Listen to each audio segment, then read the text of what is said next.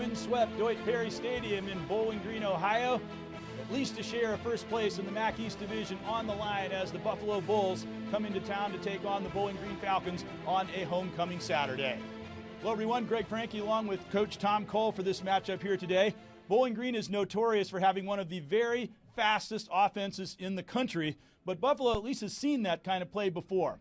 Well, against Baylor, they lined up, and they're one of the initiators of that kind of offense. And Buffalo scored 21 points on Baylor, and they hadn't given up a touchdown all year. So Buffalo's going to be familiar with Falcon Fast. And Buffalo can move the ball in their own right very, very well. As a matter of fact, they have not had a game this year where they've had total offense of less than 394 yards. And last week against Miami, 575, the second most that they've ever gotten in their big school history. Well, they got a great quarterback, Joe Nakata, 14 touchdowns, over 1,400 yards, completing 66% of his passes, and a running back that's sensational. Anthony Taylor, he can run strong in between the tackles, 4.7 yards a carry, and can be effective out on the edge.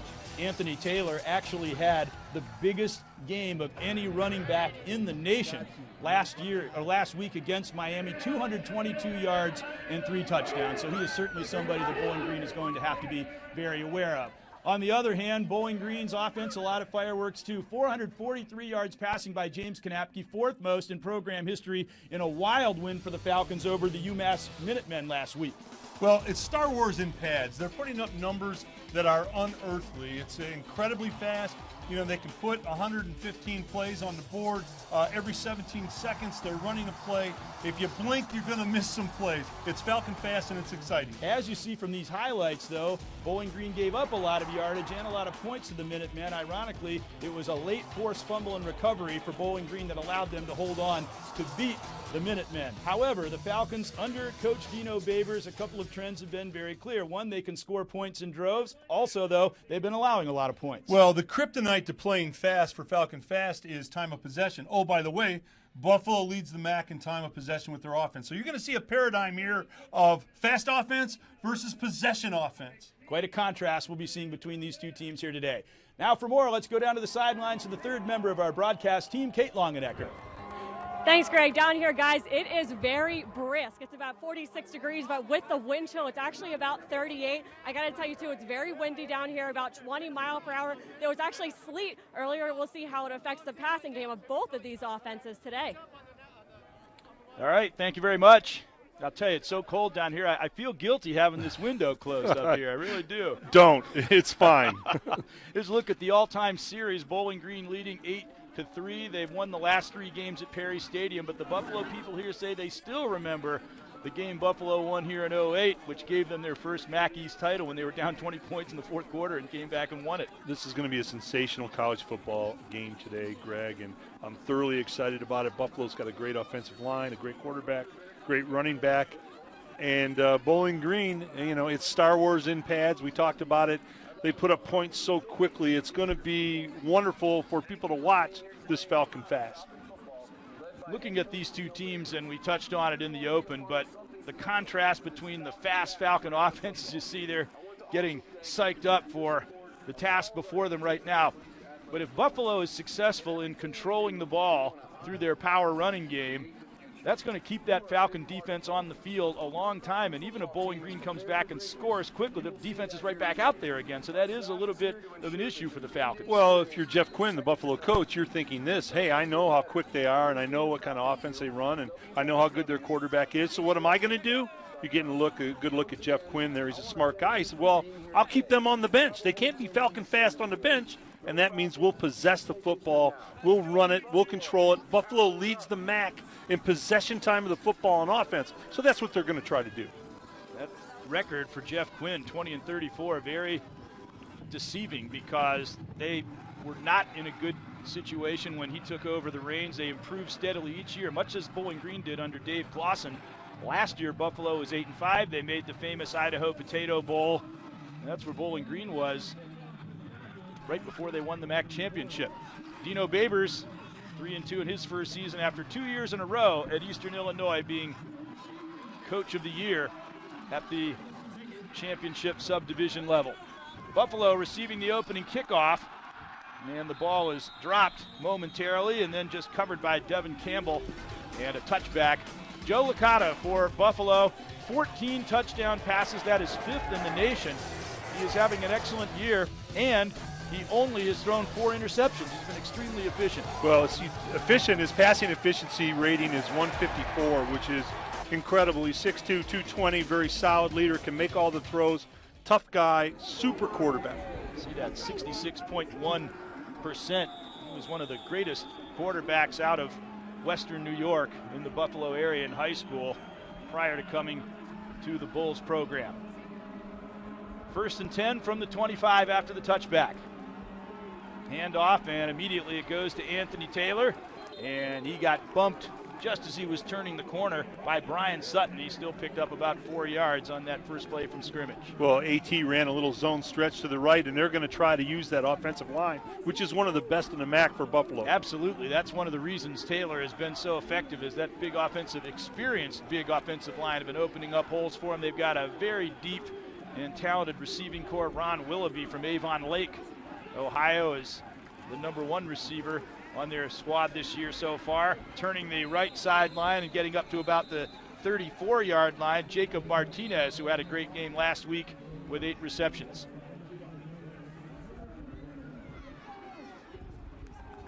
Flag is down, officials conferring.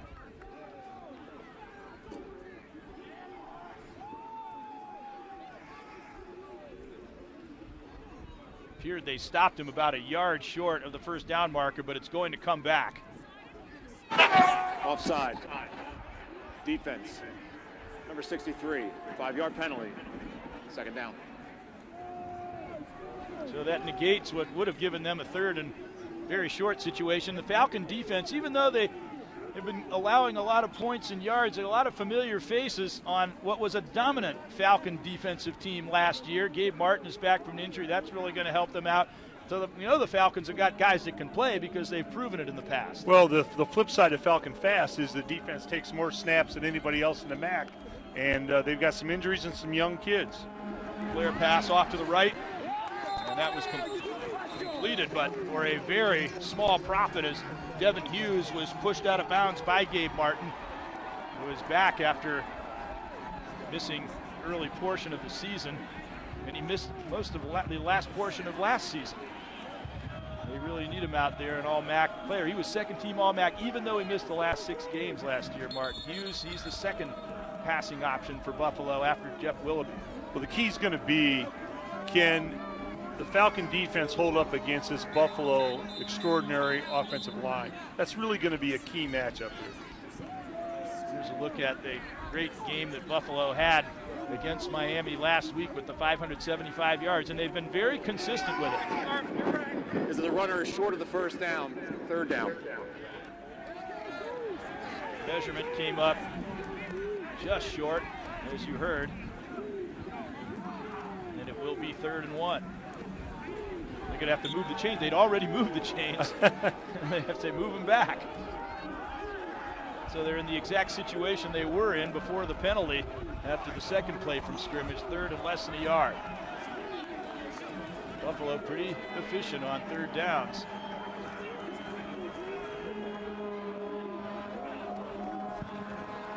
Second man through with the ball, and Taylor twists his way out to the 40-yard line, and he has got the 1st down with plenty to spare before he was stopped on the play. Well, that's old-fashioned football. They had double tights and a split, and they just ran a tray to the right, which means a truck and run. They bring 2 of the big linemen that are trucks out in front of AT, Anthony Taylor, and they picked it up. Good physical football. Bernard Turner on the stop, who just won a scholarship in fall practice. He's gotten a lot of action with Rylan Ward's injury early in the season. Although Ward has returned here today. Here it goes to Taylor again, off left tackle, and he shows some power as he got out to the 47-yard line before he was finally stopped by Darrell Hunter. Well, Anthony Taylor's averaging 115 yards per game. What is unique about him, Greg, is he can run inside between the tackles with a power game and still run the zone stretch on the outside, so he's a multi-purpose back. Got the 222 yards against Miami last week, 116 the week before that, but he's piled up there right at the line of scrimmage. And it's going to be 3rd down and much longer yardage situation facing Buffalo. Corey Madlock, a player from Buffalo. A couple of Falcons from the local area in on that stop, along with Gabe Martin, number 11 there. Well, Gabe's a player. Falcons shut that down. They squeezed that play and shut it down. 3rd and 3. Some premature movement. No flags, however. Kata looking to the sideline for instructions. Long count. Out of the gun, passing downfield, complete. And that will be enough for the first down yardage, as Marcus McGill, one of a raft of good Buffalo receivers, was finally wrapped up by Brian Sutton, but not before they crossed midfield and gained the first down. Good throw by Licata. It's just a chain hitch. The receiver goes down to the first 1 yard pass, the first down marker, turns his quick shoulder outside. Licata put the ball on him. Look at that. 11 different receivers that he has thrown to this year, including 4 that are really prime targets. Taylor, and he grinds out a yard on first down. This looks a lot like old-fashioned football here. Well, it's winning football for Buffalo, and again, it's especially important football for Buffalo when you know what the Bowling Green Falcons can do with their offense. So where's the Bowling Green offense? They're on the sideline, and Falcon Fast is on the bench because Buffalo is controlling it, and that's what they do so well. Run, pass, slug it out, use the big offensive line. And the flip side of that coin is the defense is out for a long taking a lot of snaps again, yes. Both of those things very important for Buffalo here. Play action under pressure. Licata got it out, though, complete. And McGill turns it upfield and reaches the 32-yard line before he is grounded on the play by James Sanford, number 35 for the Falcons. And of course, that fumble that helped to put the Minutemen UMass game away last week. Great play action fake by Licata. Got good time from his offensive line. One of his big beef eaters up front was actually holding a Falcon, and the Stripers missed that. But this is how Licata is such a good quarterback. He did a check down. He was looking deep, Greg. It wasn't there, and he went to his check down for the completion. Marcus McGill there. Actually was the team's long snapper last season. First player in his high school team's history to name twice Greater Rochester, also from Western New York. Once again, they get big yardage as they go off left tackle. Again, close to the first down marker, as Taylor again bearing the mail for Buffalo early in this game. Well, AT's running an outside zone stretch, and the view we get up here, look at the beauty of the offensive line coming off for Buffalo. Everybody's got a hat on somebody. They create a running seam, and it's just how you run the stretch.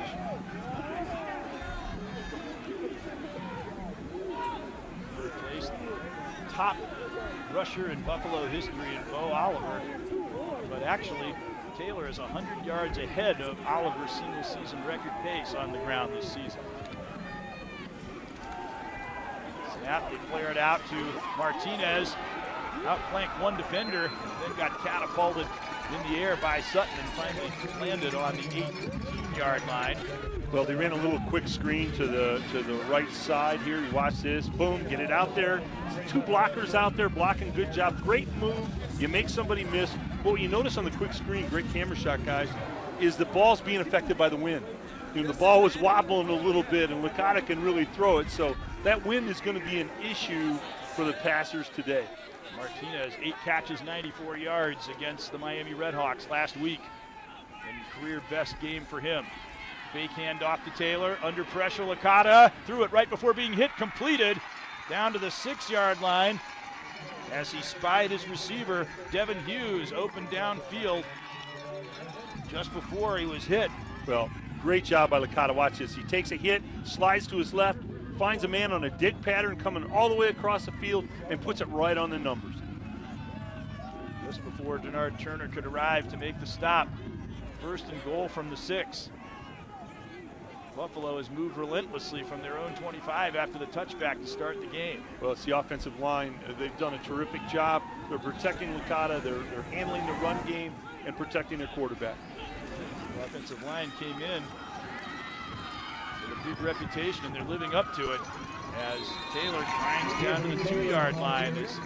They've really been gaining good chunks of yardage with an occasional pass downfield on almost every play of this drive. Remarkable consistency. What makes, number one, Anthony Taylor such a good back, you get a good look at that offensive line by Buffalo, there's AT right there, is as a one-back in a one-back set, he can run inside with power like a fullback, or he can take it to the outside zone edge like a scat back. So you've got 2 in 1. You've got a multi-purpose back that can do both things.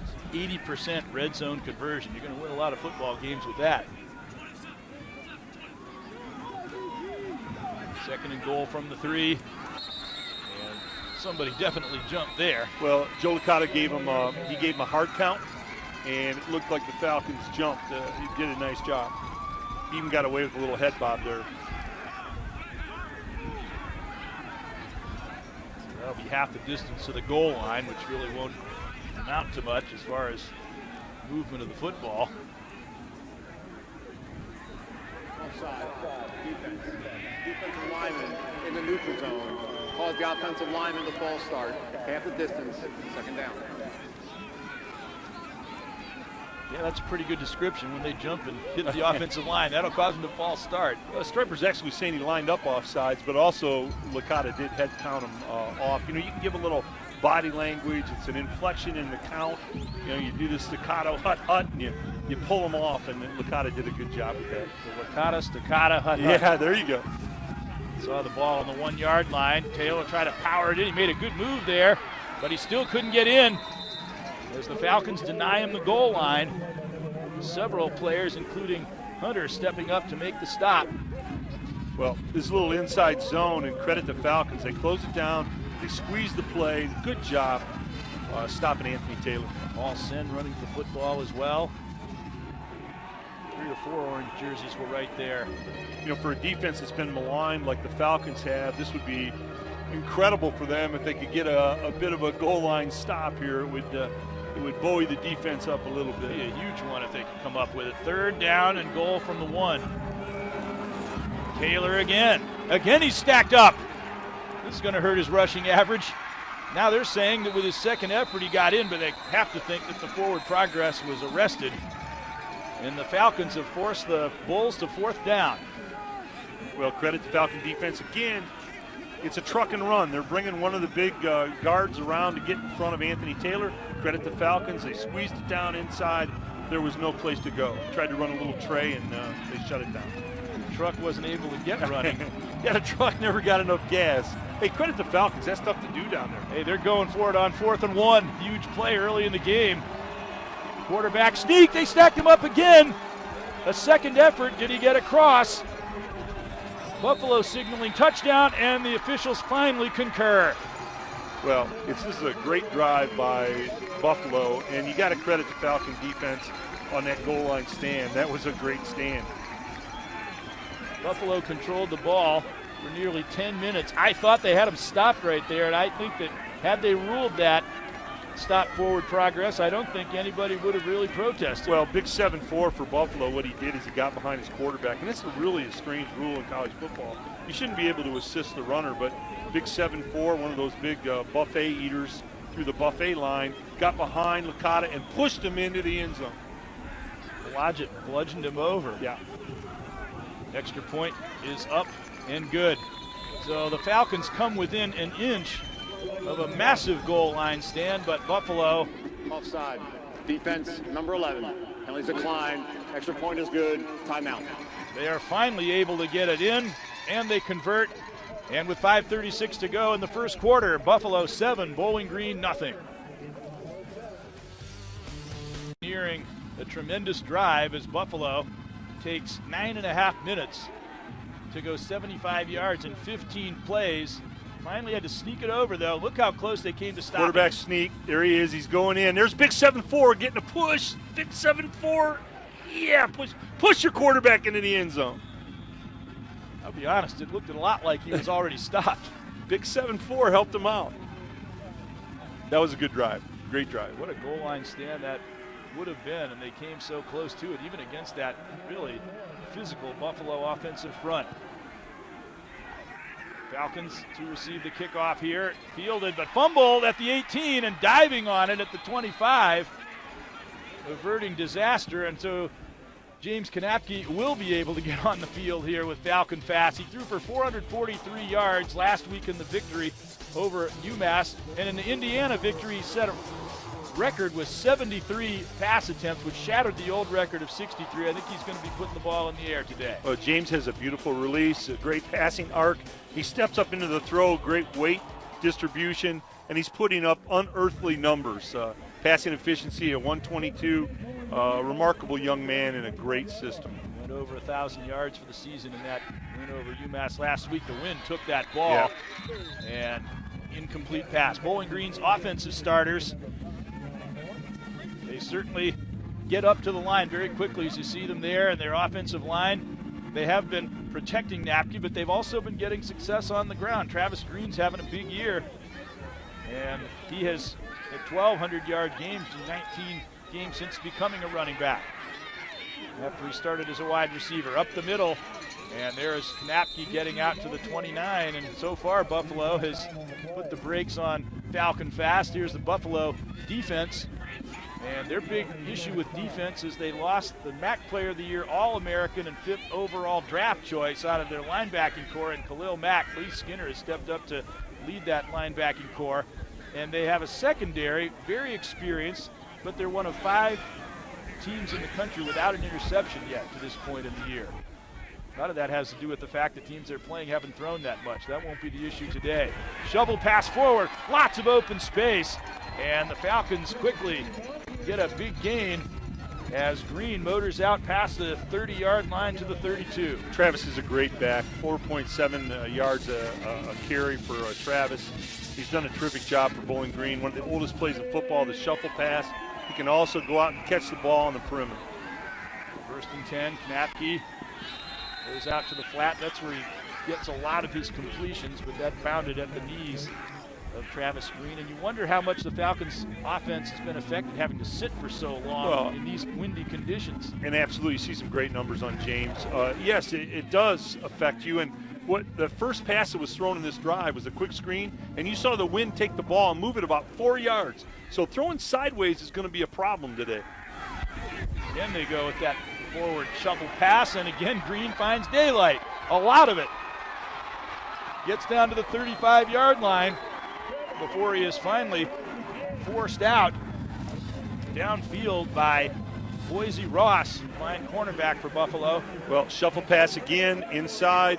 James Travis Green just reads where the crease is and takes it outside. Boise Ross was a receiver, had 8 receptions, 69 yards before they moved him to the defensive secondary. Quickly the Falcons up with another completion to the 26-yard line. That goes to Heath Jackson.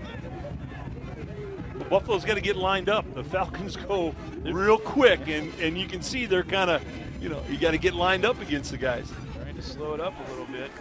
All the receivers save one to the left, Green, and he got stacked up there inside the 25-yard line. And making the stop, Andrew Dadabo.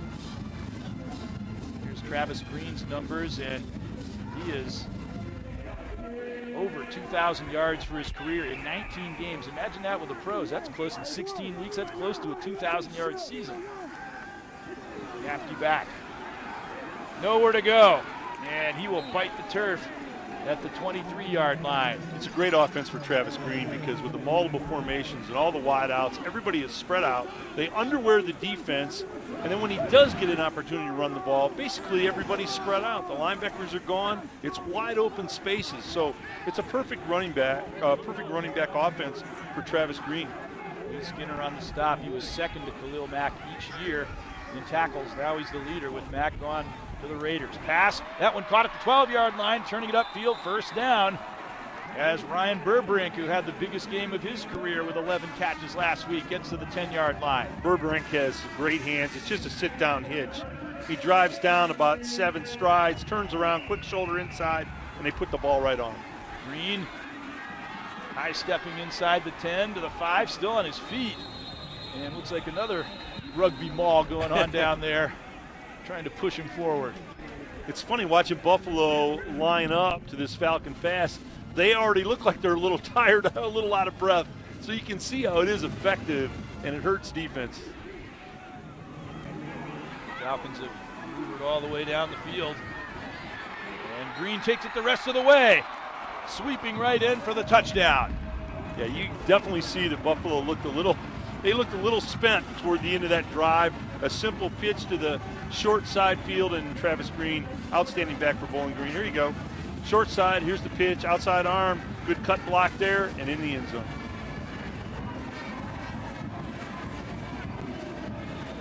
They're going to be grateful for those 10-minute offensive drives. They're quick. They're very quick. Tyler Tate on to convert. He was MAC Special Teams Player of the Week a week ago. Converts, and the Falcons have tied it up. Buffalo a long drive, Bowling Green a short one, 7-7. A lot quicker. They ran almost as many plays as Buffalo, but about a third of the time. Well, the Falcon Fast, you go to the refrigerator to get a sandwich, you might miss 2 or 3 touchdowns. It is quick, and you can see there's Travis Green. He made the touchdown on that last drive, a little pitch toss into the corner. Both drives were 75 yards. Bowling Green's 11 plays. Buffalo's 15. Buffalo took 9:24. Bowling Green took 2:52. So quite a contrast. You're in for a great game today, because in boxing, contrasting styles makes great fights. Well, you've got contrasting styles here today, and it's going to make for a great college football game. At least Bowling Green's defense got somewhat of a rest, as the Falcons were able to move the football. That's going to be key. If they'd gone 3 and out, yes, they'd have been right back on the field after a 10-minute drive. That's exactly the point. And you can see Buffalo at the end of that drive, those guys were having trouble lining up, and they were sucking wind. I mean, you can see it physically. Meanwhile, Buffalo, their defense has got to hope that their offense can have as lengthy a drive and do it consistently as they had, or they're going to be out there running out of gas. The wind, you see again, making its presence felt, as they're going to have to hold that ball on the tee. Well, throwing sideways here at the field today, all the screens that everybody likes to throw, the quick screens, the bubbles, the hitches, throwing sideways is going to be a problem.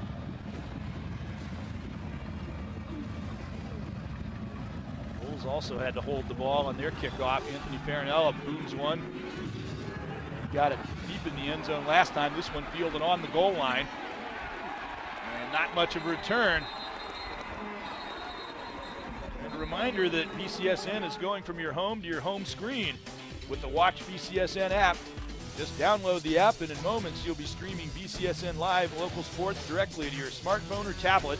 Watch BCSN is free for all Buckeye Cable System subscribers. Orange out again here at the Deutsch for this homecoming game. So far it's a very interesting game. As we said, with these distinctive styles that the two teams are bringing.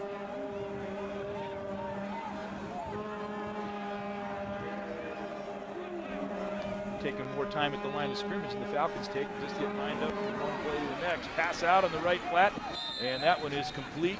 Buffalo's been able to throw the ball to the sidelines well. Ron Willoughby got out of bounds there. That's about a 5-yard, 6-yard hitch that Licata threw, and that shows how strong Licata's arm is, because the ball didn't be affected by the wind, and he put something on that. He's got a little salsa on that. Just short of the first down. They've had a lot of half-yard to go situations here today so far already. Fans wonder why. Why does Buffalo wait and look to the sideline as long as they do? Because they're seeing how Bowling Green lines up, and a coach upstairs in the box is calling the play down to how Bowling Green lines up. Oh, they just snowed under Taylor that time.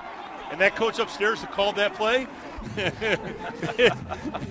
Maybe you slap a fine on him, because they caught Bowling Green, and Bowling Green was blitzing in the gap and closed it down. Actually, that was Campbell. Saw the number 1 on his jersey, but there was so many orange jerseys around, you didn't see the 2. Coach Quinn says, let's not call that play again for a while. Hey, Mark, you don't want to come right back with it? We're going to make it work. Well, I don't know. What a tribute to Gabe Martin, that even though he missed half the season, he still made All-MAC. Second-team All-MAC. He was first-team All-MAC the year before. Licata stepping up in the pocket, under pressure, he goes down again. And he is brought down by Brian Sutton. And also Brian Thomas is in there. Well, Joe Licata is an experienced quarterback. He steps up in the pocket. He knows he hung on to the ball too long there. 1,001, 1,002, the metronome hits 1,003, and you got to let it go or you got to run it. Joe knows that. credit the Falcon defense. You know, they're starting to be a little aggressive. They're feeling a little bit better about themselves. A few 3-and-outs will do that. The Buffalo defense might survive if their offense can hold the ball for 10 minutes every drive, but 3-and-out is going to be pretty tough for them to get out and put on their track shoes again. Yeah, they looked a little, the defense looked a little gassed for Buffalo on that first drive. Back to punt. Tyler Grassman, the whistle blows before he can send it down the Delay field. game, offense, 5-yard penalty, 4th down. Now the line of scrimmage will be the 15, and he'll be right near his own goal line.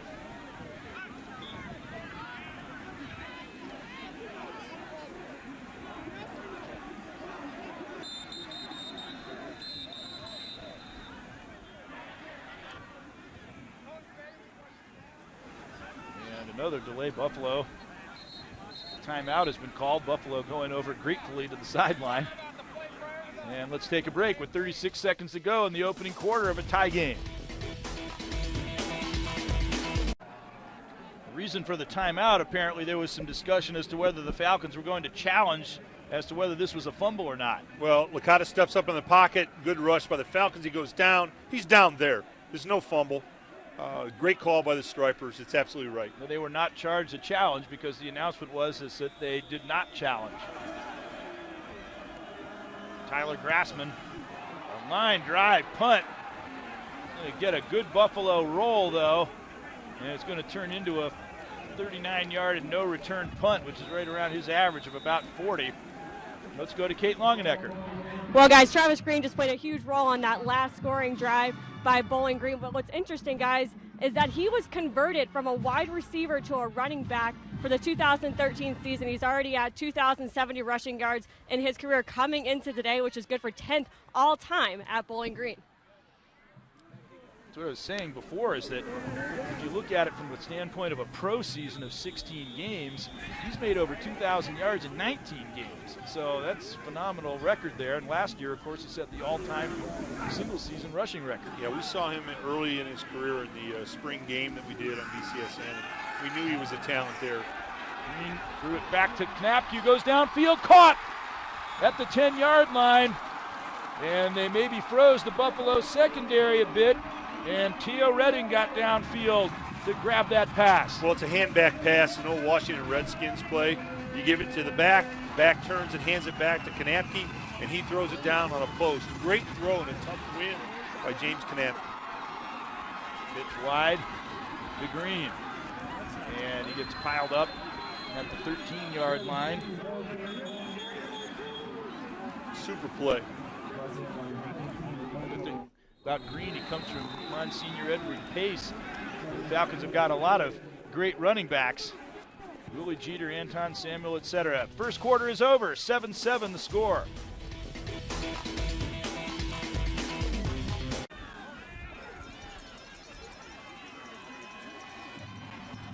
Big crowd enjoying this one, pointing goalward as the Falcons have arrived at Buffalo's 10-yard line.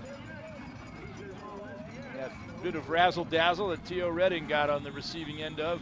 Yeah, it was a very cool play. It's an old Washington Redskins play. Theismann would do it with Riggins. It's called a hand-back pass. Now he's going to get 100 yards. He gets maybe one more reception. And that one knocked down at the goal line by Boise Ross. He was just like Travis Green, he's been converted. He was a receiver, 8 catches, 69 yards. Now he's playing in the defensive backfield. Well, that was just a little drive slant, and it was thrown. James threw it a little bit behind the receiver. Buffalo hasn't had any interceptions yet this year. This would be a great place for it as far as they're concerned. 3rd and 13. Knapke puts it under his arm and runs it. And will be well short of the first down yardage. He gets to the 8. And the Falcons will send on the kicking unit. Well, it was a smart play by James, though. You know, that really is a heady play. There wasn't anything there. He had great protection. He went to 3 different reads, couldn't find anybody, and instead of making a bad throw, he didn't want to take points off the board. You know, he wants to get something out of the drive. That's a smart quarterback decision. That Tyler Tate, a 52-yarder, 8 for 10. When he first came into the program, kicking was a major concern for the Falcons. Not any longer. He's done an outstanding job. That kick was negated by a flag being thrown. prior to the snap. False start. Offense. Number 55, 5-yard penalty, 4th down. That'll turn it into a 29-yard attempt. He had plenty of leg on it, so if the snap's good and the hold's good, should be okay. You just hate to make a field goal and then have to do it again. Well, you don't want to take points off the board. That's exactly right. Actually, he's going to be setting it just outside the 20, so 32 yards, we'll say.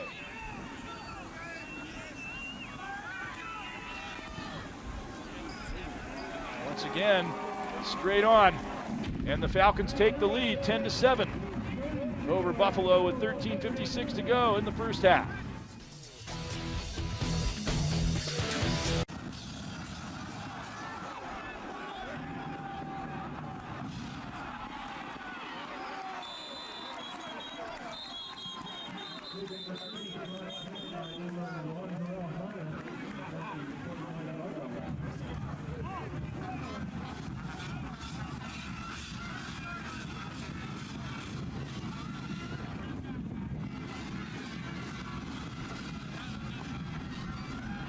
Good downfield tackle by Darrell Hunter, stopping Jacob Martinez at the 30-yard line. As Buffalo sending their offensive unit back on the field. Nick Johnson there, we got to look at number 13, has 2 interceptions for the Falcons to lead the squad. Buffalo coming up in the eye. Pass out right flat, completed. And once again, driving for good yardage, Ron Willoughby, star from Avon Lake. Saw him play in this area in high school. He's a big star there. The Falcons drive, 5 plays, 40 yards, 128. And of course, the big one was that downfield pass from Kanapke to Redding.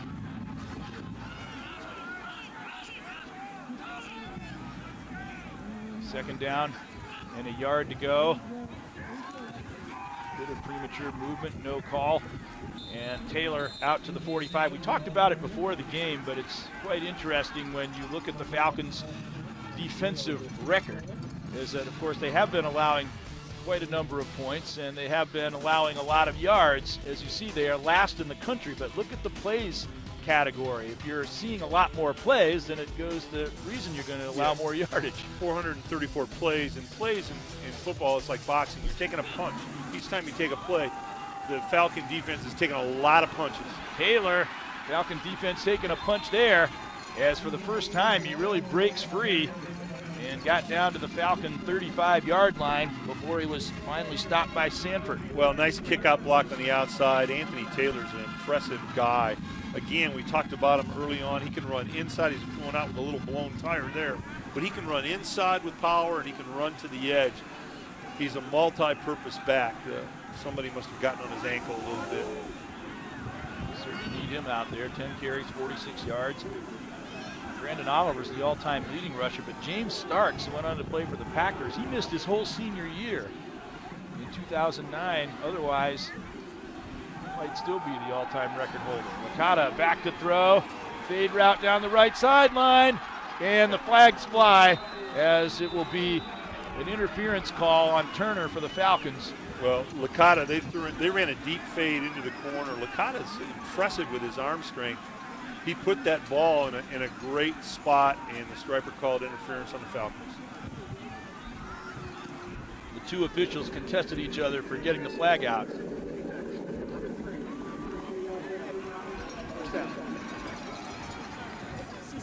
Who could reach for the hanky the quickest? It was obvious that that call was going to be made. Well, I think he said he was face guarding him, and he wasn't looking to defend the ball. He was shielding off the receiver in a face guarding fashion, and that's what they called. 1st and 10 on the 18.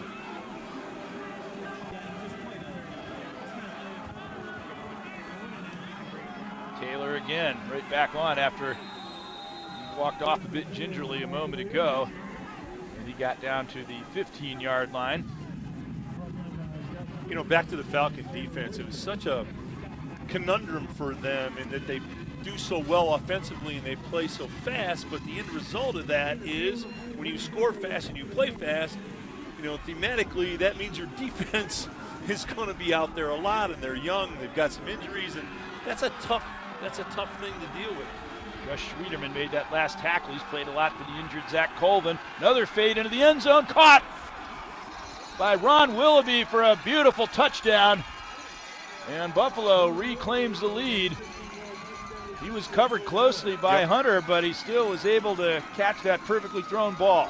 A beautiful fade by Licata, and the DB just couldn't get his head turned around quick enough to try and swat that away. You can't throw that fade any better than Joe Licata threw that.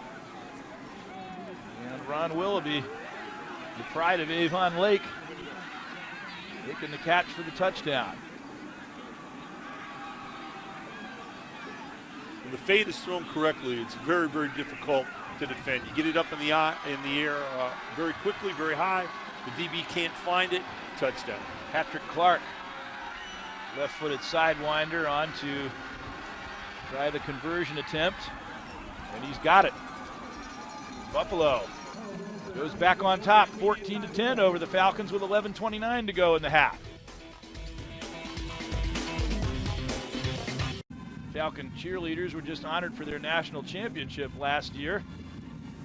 After the first quarter, here's another look at the touchdown. A 6'4" receiver against a 5'9" defensive back. That made a difference on that play. Well, the fade, you get it up quick and you throw it high. The DB can't find it. They're disoriented. They drop it in for a touchdown. You do not throw the fade any better than that. Joe Licata off to a great start today.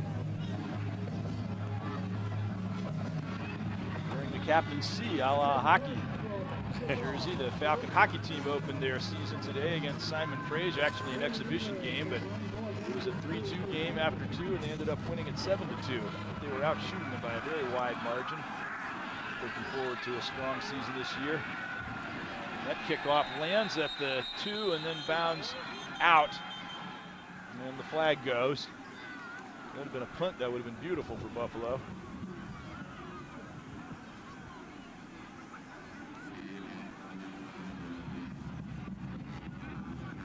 As it is, the ball will be put out in good field position at the 35.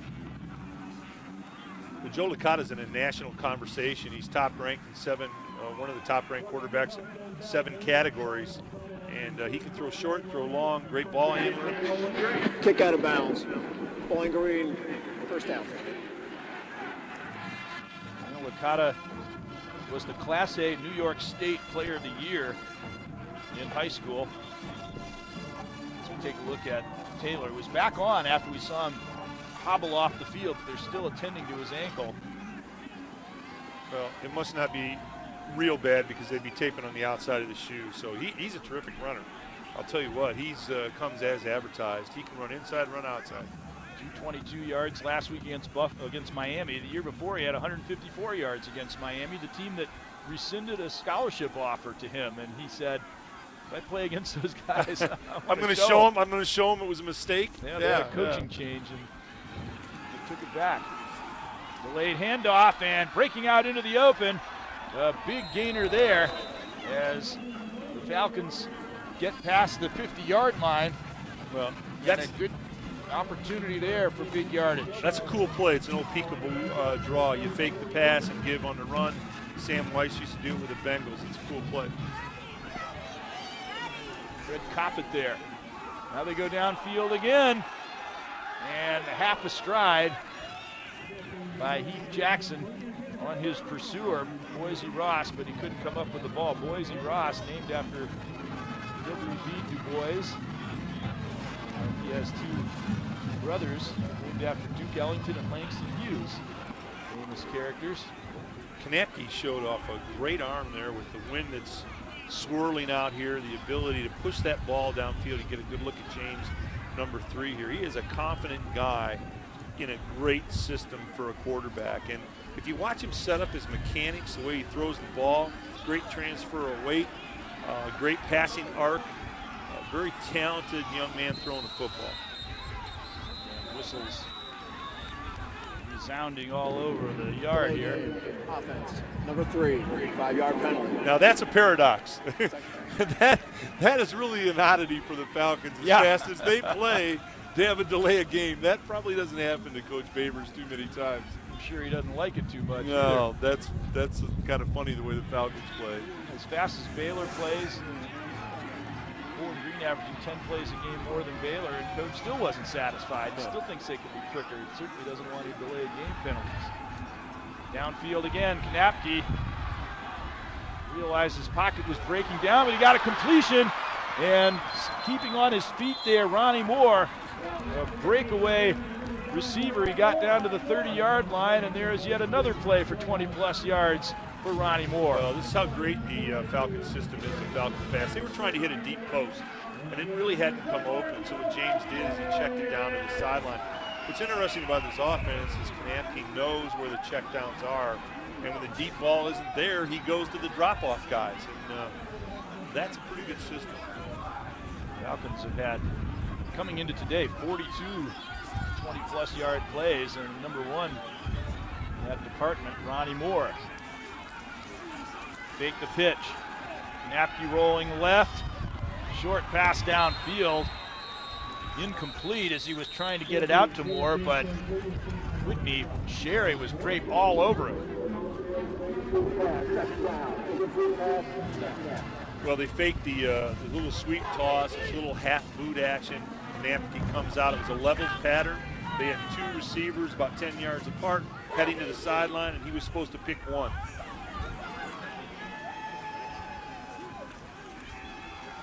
Marcus Baker on that coverage. A pass downfield, and that one is Boy, overthrown. And now a late flag gets thrown. And it was right. That's a great call by the Stripers.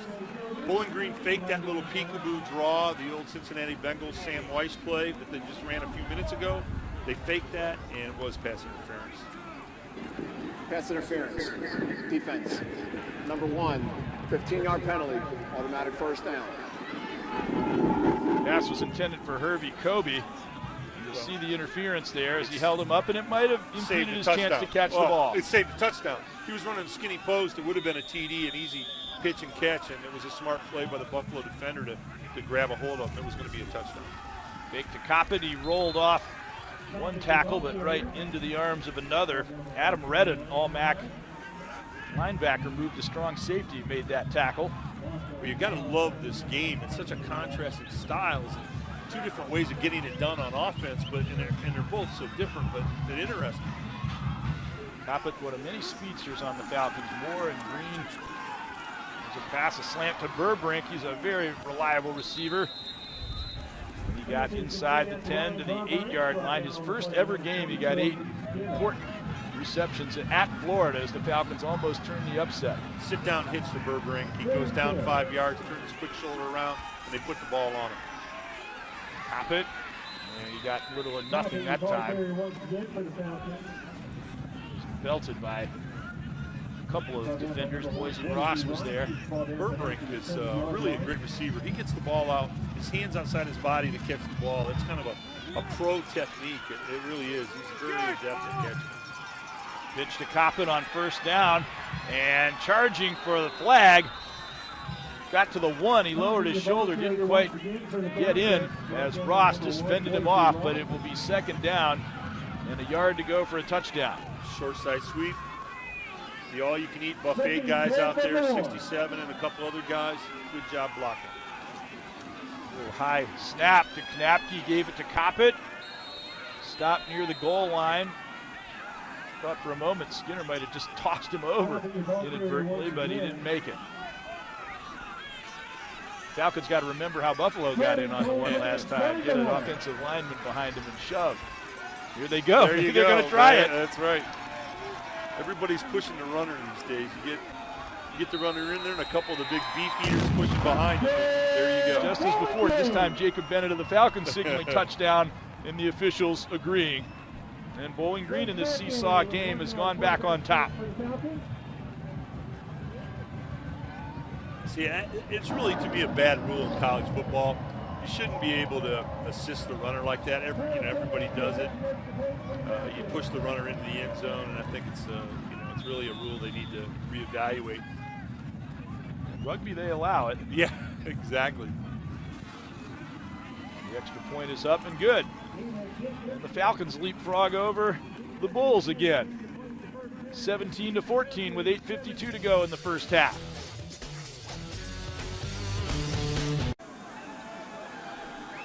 Falcons up 17-14. Very unusual kind of a game if you look at the numbers. Teams are close to equal in terms of plays from scrimmage. Buffalo, by virtue of that 10-minute drive at the start, 15 plays to their credit, plus they're dominating the time of possession largely because of that. But the Falcons have the lead. Well, Buffalo's doing what they want, and that they're slowing down the number of plays that the Falcons are getting, but the Falcons are showing that they can score and score fast. Fielded on the 30 with a head of steam there. For a moment, it looked like it might be a big run back for Jamarl Island, but he was stopped. BCSN Sports Nightly is your home for scores and highlights of your favorite local teams. Join Ken Watlington and Eric Haubert each weeknight at 10:30 as they recap the night's action. Make sure to watch a full hour of Sports Nightly on Friday nights and see who is picked for the High School Player of the Week. Yeah, the guys are doing a great job. It's a great show. Buffalo with great field position on their 43. Look at Licata. Perfect. 8 for 8. Touchdown, no interceptions. That touchdown pass he threw is a beauty. Well, again, a couple of yards on first down. Yeah, well, the fade was sensational. You know, Licata can make all the throws. I mean, he can throw short, he can throw long. He's a great ball handler, a good leader. You're seeing two excellent quarterbacks out here, and Licata certainly is impressive. Taylor having a good game, although he hasn't really had any breakaway runs yet. Picked up 3 there. 2nd and 7.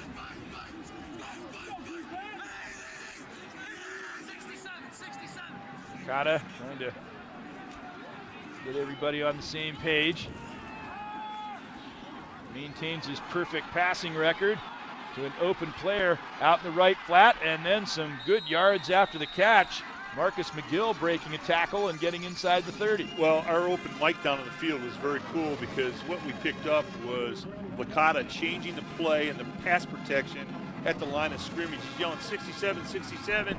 He was letting the linemen know up front that Bowling Green was blitzing. They changed their protection so they could pick it up, and he threw a nice hitch to the outside to take advantage of the Bowling Green blitz. McGill made that catch with good runs. Considered the 13th best prospect in New York. A lot of the Buffalo players are homegrown players, as you'll notice. Licata fits into that description. There's a good pass crossing over the middle to Martinez. Breaks a tackle at the 20, and he gets to the 7-yard line before he is finally dumped on the play by Paul Sen, but Buffalo threatening to take the lead right back again. Great offensive call right there. It's a tight end sleeper. By tight end sleeper means a tight end blocks 1,001, start 1,002, releases, the defense forgets about him, comes across the field, you dump the ball off to him, and they had a nice game. Great call, great execution. Some Shrek on that catch. The numbers in this distance looking quite similar, but Buffalo utilized their tight ends very well. Shrek's a believer in that play. And wide open around the left end. Taylor untouched into the end zone. Well, the offensive line for Buffalo, we talked about them all day. They literally caved in the side of the Falcon defense. There was nobody there. AT walks in. Watch this. They're pulling a couple big beef eaters out there. Walks in. Would have been touched, except he picked up that good block there by Devin Hughes to shield off the last defender. This offensive line for Buffalo is special. They really are. Getting good downfield blocking as well as controlling the line of scrimmage, which is something that they have done typically. Clark converts again.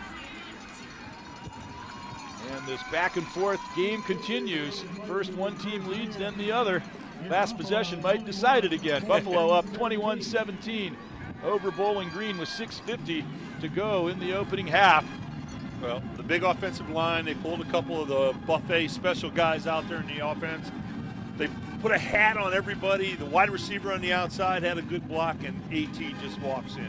You notice there the gesture up into the sky by Taylor. Quite a poignant story. Is the number that he wears in practice to honor a friend of his, an ex-teammate that he remembers when he's out on the field.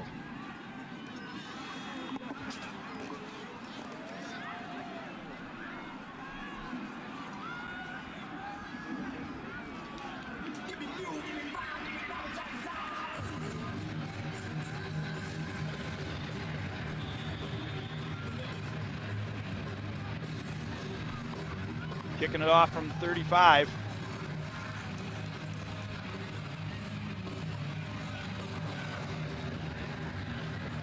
With 6:50 to go. Fielded at the 2-yard line.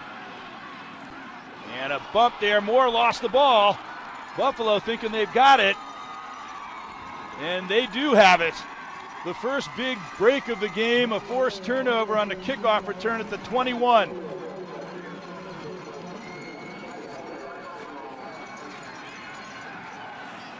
Yeah, one of the gunners came down and just swiped at the arm and ripped it out. It was a great play by Buffalo. One of the outside gunners, the outside guy that runs directly to the ball, and he just rugby ripped it out.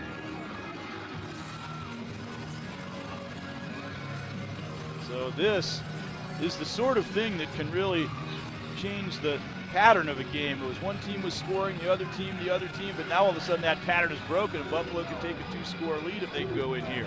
Buffalo has so many ways they can hurt you. They can run, they can throw, they play action. They've got a lot of things going on. Play action, they go with that fade route again. Again to Willoughby, and the flag goes. Guarding. Yeah, it's the same call. It's face guarding again. They're not playing the ball. They're not getting their head turned around to play the ball.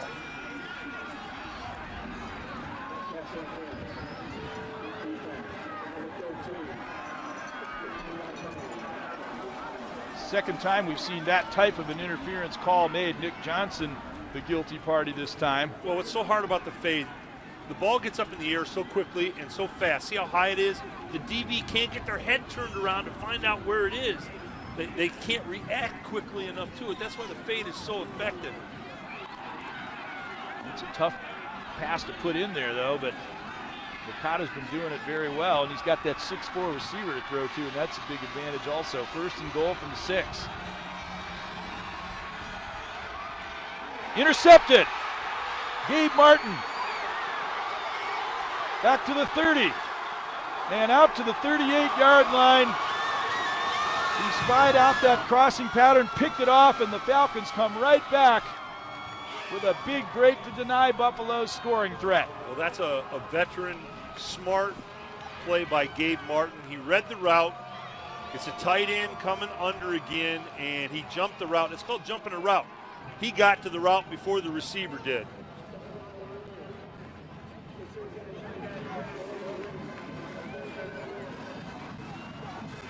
They were overly enthused about the interception. You know, I'm all for legislating against theatrics, right. But enthusiasm, spontaneous enthusiasm, you like to see that in the game. What a play. That's Bowling Green's defensive style. They maybe don't stop the other team cold, but they make big plays, as they did to win against UMass, as they did when they made several big 3rd and 4th down stops to beat Indiana. Well, that's the old Cleveland Browns rubber band defense. You know, you bend and bend, but you don't break. And, hey, give them credit. They made a great play there. Gabe Martin read the route, jumped it, and made a super play. 2 big turnovers, one each way, cancels one another out. Napke downfield again, and this one is clearly too far for Roger Lewis, Falcons' top receiver. He's the one who grabbed that winning pass with 9 seconds to play to beat Indiana, and he has been put on the Blitnikoff watch list as a result of that great performance when he made 16 catches in that game. Great numbers for Kanapke. James is doing a terrific job. What you like about the Falcon fast offense is a lot of times these offenses throw nothing but short balls, but not so with Coach Babers. They push it deep. And not this time as the ball came loose. Was it still a live ball? Yes, Buffalo recovers. Chris Dubeck is right there to flop on the ball, and now we've got yet another key turnover that could alter the course of the game. James is looking downfield. He steps up in the pocket. It's just a nice sack. And he sacked him in the waist area. James dropped the ball down to his waist, and when the sack occurred, it punched the ball out. Brandon Crawford on the sack. Dubeck the recovery. At least for the Falcons. Buffalo starting on the 39 instead of the 21, which was where they began their previous drive.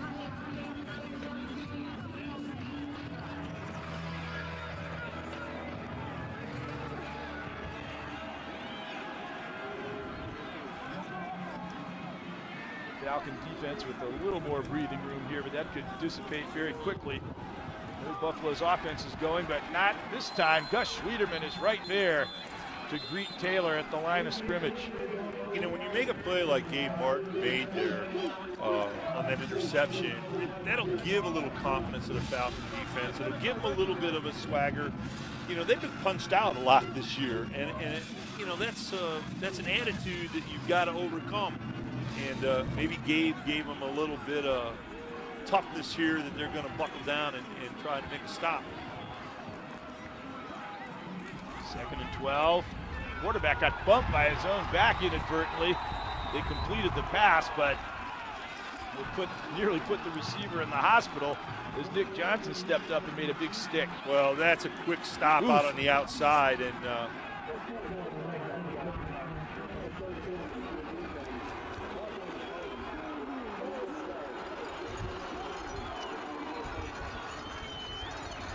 wow, boy, that hurts. That was a quick stop on the outside. Receiver runs down one, comes back one. You throw the ball out there. Joe threw it too high.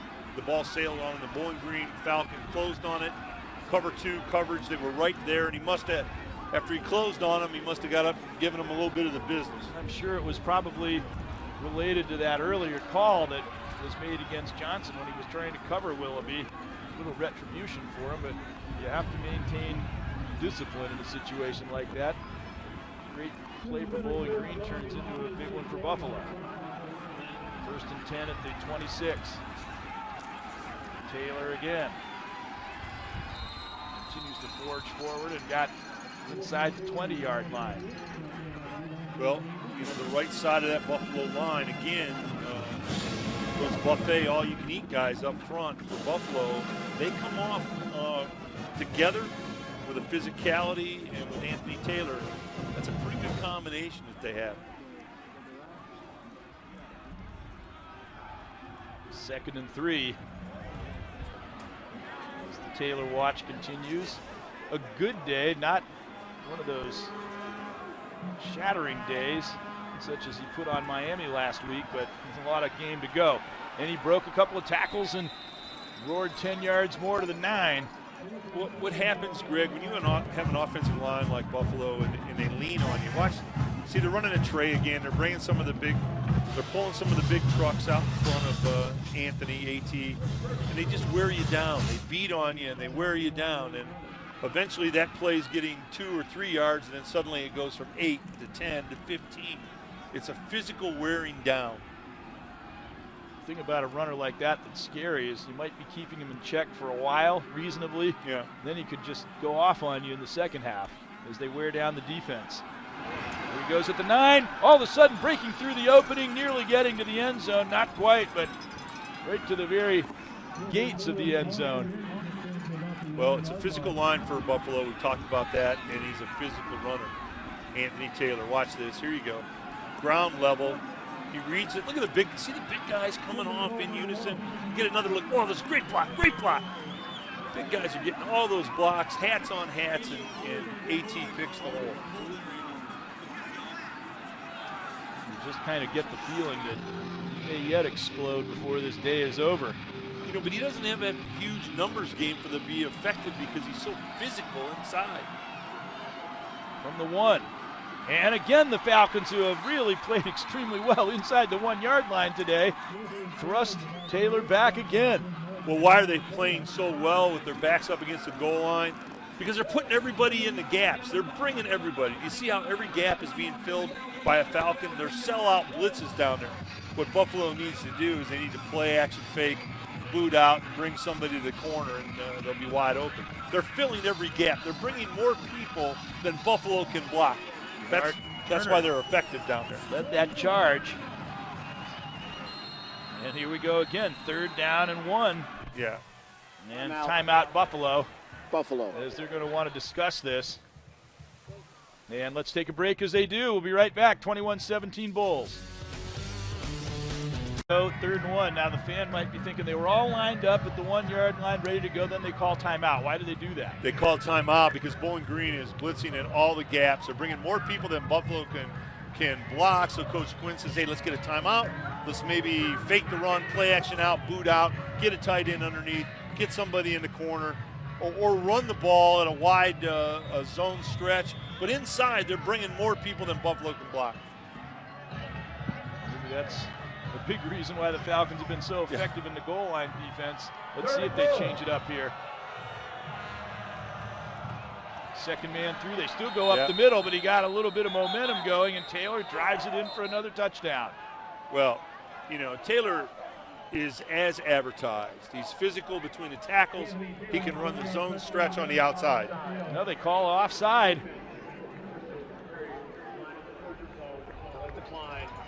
No, the Falcons were offside, so a touchdown and a good block by Boomer Brock, one of the best names for a fullback you're going to see. He opened it up for him. Thought for an instant the Falcons were going to be taken off the hook by that penalty call, but it went against them. And it's 27-17, possibly going on 28 here. High snap, but placed down well, and Clark puts it through. And Buffalo has not won here in Bowling Green since 2010.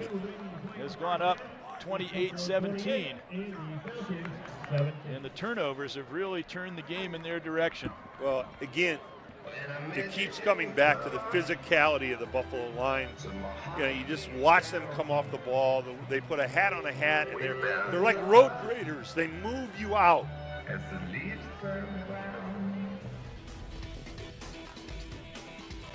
Well, two great partners have teamed up to bring you the best in sports coverage. BCSN and The Blade, bringing Northwest Ohio the best in local and regional sports coverage. Visit bcsn.tv, powered with The Blade, for sporting news, video highlights, real-time scores, and in-depth schedules and stats.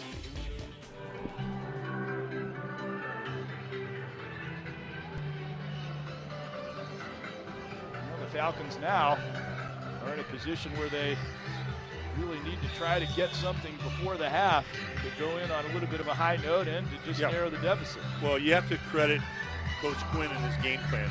His game plan going in was to double the time of possession and cut the number of plays, offensive plays, that the Falcons get in half. And he's having a stat sheet recently put in front of us, but I'm saying he probably has done that.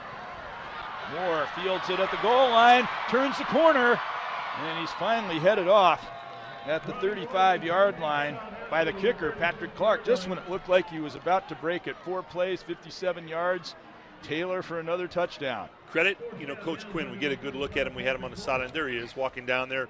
Everybody has a game plan going in, and he says, listen, we can possess the football. We do that well. We'll limit their touches, limit their offensive plays. Take a look at the time of possession. Oh, wow. Look almost at the stat. tripling Bowling Green. And they've run only 6 more plays to do it. Up the middle, Burbank was covered very closely there.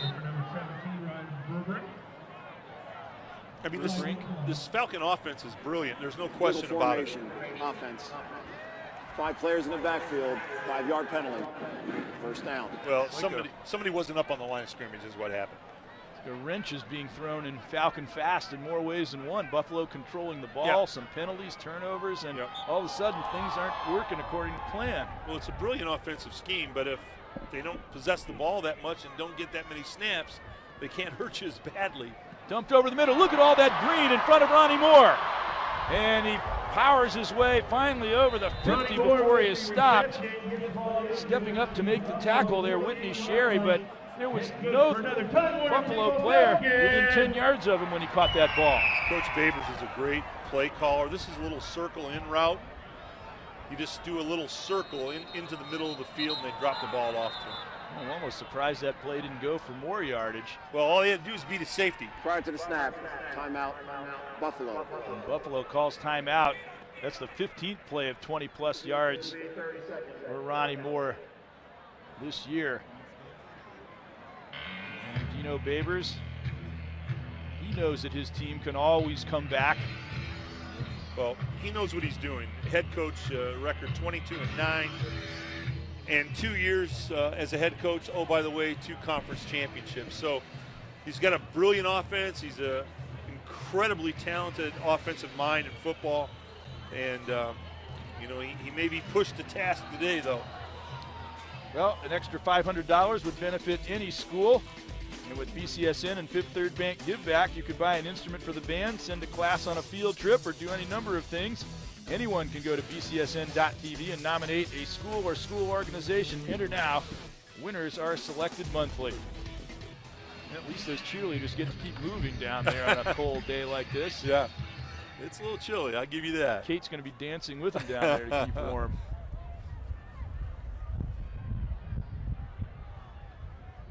First and 10 from the 48. Everyone out here. Knapke alone in the backfield. Pass caught again. Nicely delivered to Ronnie Moore for a gain to the 36-yard line. Well, this offense put so much pressure on the defense. They went empty, and they were running 4 or 5 seams down the field. The officials missed a holding. One receiver was almost being tackled in the secondary. It puts a lot of pressure on the defense. 1:12 to go. That's an eternity for this offense. Knapke patiently waiting, again finds a wide open man in green. Spin move at the 25 and to the 22-yard line. They are really isolating the open receivers for those dump passes. Well, it's a slip pass, and what happens is you run everybody off, and Travis Green, the lone running back, slips out behind the big guys and kind of hides, and you dump the ball to him. But Knapke gets dumped this time. From dump passes to dump the passer. Well, one of his big linemen that picked him up, 67, missed the block, and then he picked up his quarterback. I like that. See, watch it. Adam Redden, the All-MAC linebacker on that blitz. Yeah, I love it. I love it. You missed the block, but you go pick up your guy. That's okay. That's all right. So a bit of a setback there for the Falcons on what was a very, very well-conceived drive up until this point. They still have plenty of opportunity with 48 seconds to go and the ball on the 30-yard line, one more timeout. But nonetheless, a very critical point in this ball game right now. Well, you can see this Falcon offense. If they get X amount of snaps, they're going to score X amount of points. So the key to beating them is doing exactly what Buffalo's doing, is limiting the snaps with the time of possession. And coming up with a big play every now and then, like a sack or a turnover. Takes them out of their rhythm and makes them, have to do different things. Look how close the total yardage is. Both offenses functioning well in their own way. Almost Buffalo's first interception of the year, now, but in and out of the hands of Okezie Alonzi. Well, I think I know, Greg, why Buffalo has not picked off a pass this year. Okezie had this one thrown right in the breadbasket. Oh, man, Okezie. I mean, you can't get one better than that. In fairness, Army threw the ball 7 times against Norfolk State 12 times, so that's part of the reason, I too. get it. But Okezie had to catch he that definitely one. had that one. That ball was caught at the 16-yard line by Roger Lewis. That was a ham sandwich thrown right at you. You gotta get it. Oh, man. But fourth down, that completion not enough to move the chains. And now the Falcons have a decision to make. A field goal would be 33-yarder. That's easily makeable. Put an extra second on. Tyler Tate 4 seconds on the game clock. Hit on a field goal from about that distance earlier. He hits it here. It's a one-possession game, cutting it to 8 points. Yep. But on the other hand, is that enough for them? Well, I don't think they're, as much as they're talking down there, as much as they're talking, I don't know, the kicker's down there. He's loosening his leg up. So I always feel you take points when they're there. At this juncture in the game, I would want to grab the points. Coach Babers knows he's got confidence in his offense. He knows that they're going to score other times. So don't leave any points, on the sideline. You got a chance to take 3, take it. And Tate has been a very reliable kicker. He's 9-11 on field goal attempts. And he made one into just this win from just this distance earlier. So it looks like a good decision here. We'll say in a minute whether it was really a good decision. Yes, he makes it. Great call by Coach Babers, and it's 28-20. Buffalo's lead is 8, and the Falcons back within a single possession with just 19 seconds remaining to go in the opening half.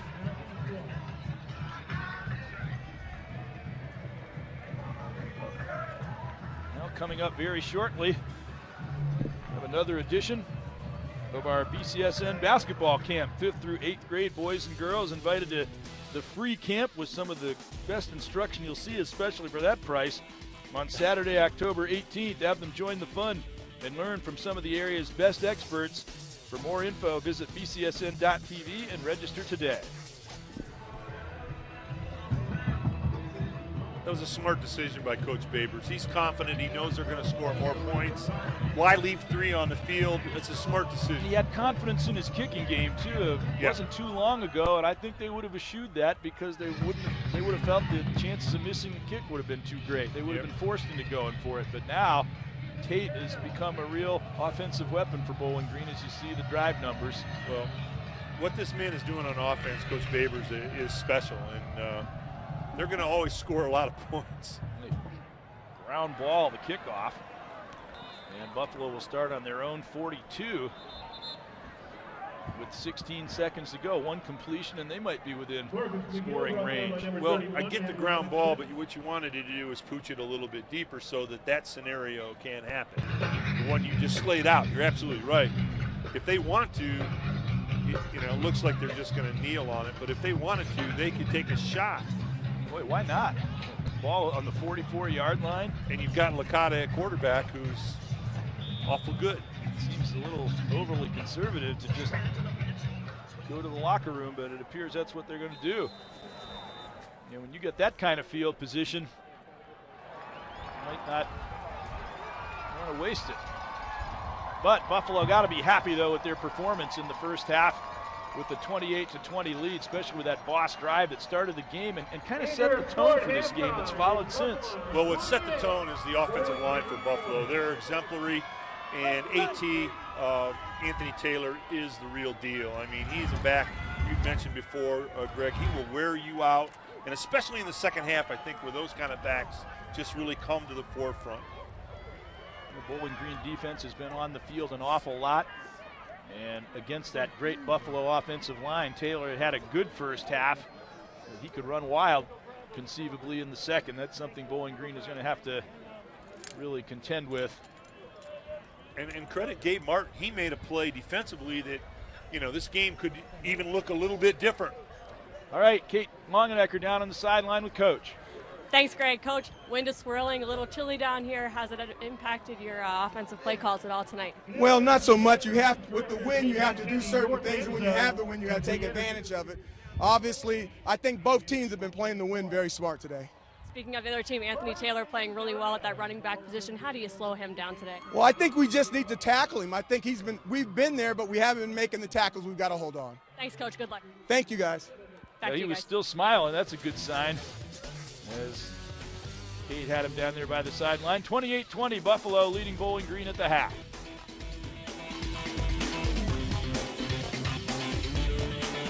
Don't forget to have a good third before the fourth. Felt so bad for Matt Johnson. We were privileged to watch him last year. Best quarterback in the MAC, took him to a championship. So much of football, Greg, is injury and opportunity. And unfortunately, with Matt being injured, he created an opportunity for James Kanapke, and he's taken advantage of it. The thing what was for James to beat Indiana as a starting quarterback for Bowling Green. Here we go, a long return of the second half kickoff. The ball is fumbled right to a Buffalo player, but it was dropped out of bounds. And the Falcons very fortunate to maintain possession. Brandon English returned that out past the 40-yard line. Perhaps another example of why Buffalo doesn't have interceptions. Well, I can tell you exactly what Coach Baber said in the locker room at halftime with the Falcons. We get the kickoff, we're going down, boom, boom, boom, we're score. This game is, pretty much even up, and we're going to get after it. This drive's important for the Falcons. Got good field position. Start, and right up the middle, Coppett. He's got great speed. Can he outrace the defenders? They barely get him. On a diving play, Coppett was upset. He didn't take it to the house. Adam Moretin just barely upended him, and then they're right back up to the line of scrimmage. Well, it's a middle gash play, and the reason there's nobody there is because the Falcons have them formationalized and spread out all over the field.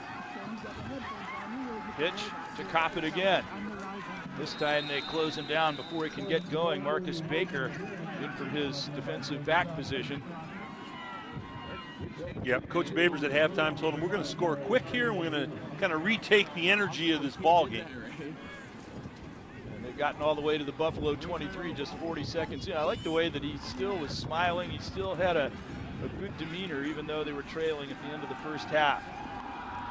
Fade to the end zone, but that was underthrown. However, a flag goes, and very much to the chagrin of the veteran cornerback, Courtney Lester, he'll be called for interference. Pass interference.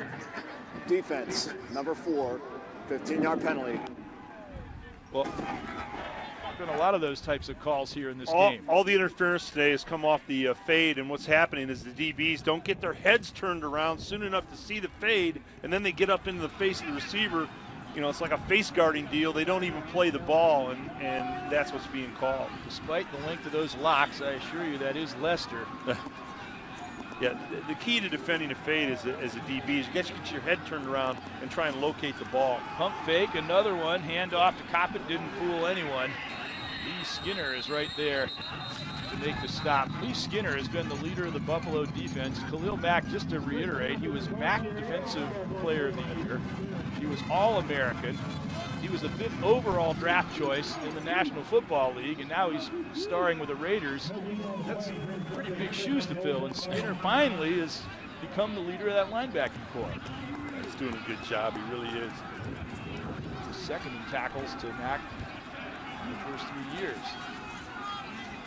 2nd and 9. Napke looked left, went right. Found Moore, diving for the end zone, touchdown. Well, they formationalized him into this play. It was trips with a split. And what Kanapke does so well in Coach Babers' brilliant system is he looks left, he looks people off, he knows he's going back to the right, stretch to the pylon, got it, touchdown. This feels like a playoff atmosphere because of the weather and the fact that these two teams are playing for first place. And with Central leading Ohio, this game takes on very, very important proportions. Especially, we're going to review that and see whether he perhaps got to the end zone. Either they're going to say he had a foot that stepped out of bounds, or that when he stretched to the pylon, he didn't get there. We take a look, they hitch it out, good catch, good throw, up he goes. Does a foot go out of bounds? There could have been a foot on that sideline. That was a tough, take another look. That would be the point of contention, it would appear. Here you go, see if you see a foot on the white right there. That's a tough call. Again, it's supposedly, it has to be definitive to overturn it. That didn't look definitive to me. Get another look. Is it on the white? Yeah, doesn't look like it. And the official's right there. I mean, he's looking right at it. So it appeared that the heel of his that's the right call. cleat was knocked down on the ground, and that's what would have had to have been on the ground for him to be out of bounds. And the official's right there. He was looking right at it. They did it without a United Nations conference. Exactly. Good job. Wasn't a new NATO policy. Yeah, you like that. You're confident. You make the call, and you look at it, and it's good. Let's go. Going to go for one. Only down 2. I wonder whether it wouldn't have been worth it to go for 2, because if they miss it, they're still within a field goal, but they'll take the 1 point. Who knows? It might come in very handy later. Buffalo's lead is down to 28-27 in the third quarter. They might have to delay this game for a moment while the marriage proposal concludes. Somebody got the romantic idea of doing it on homecoming day. Yeah. Well, you know, you'd think you'd want to check your odds on that, because getting turned down in front of the entire stadium, and they're on the you got to have confidence. They're on the big board and getting turned down. That might be an ego crusher. That would. A man who's not had his ego crushed, however, is the brilliant Coach Babers on this offense. Greg, it is a brilliant offense. I mean, you know, you got to be really honest about it. It's special. It's unique. And, man, he is going to score some points with this. Well, they sure did what I'm sure he said in the locker room they needed to do. Let's go out and hit it quick. Yeah. A minute 36 seconds into the third quarter, they got that touchdown. Kick fielded 2 yards deep. Get Calvin Hughes breaks out to the 23 before he's surrounded by a swirling band of orange jerseys.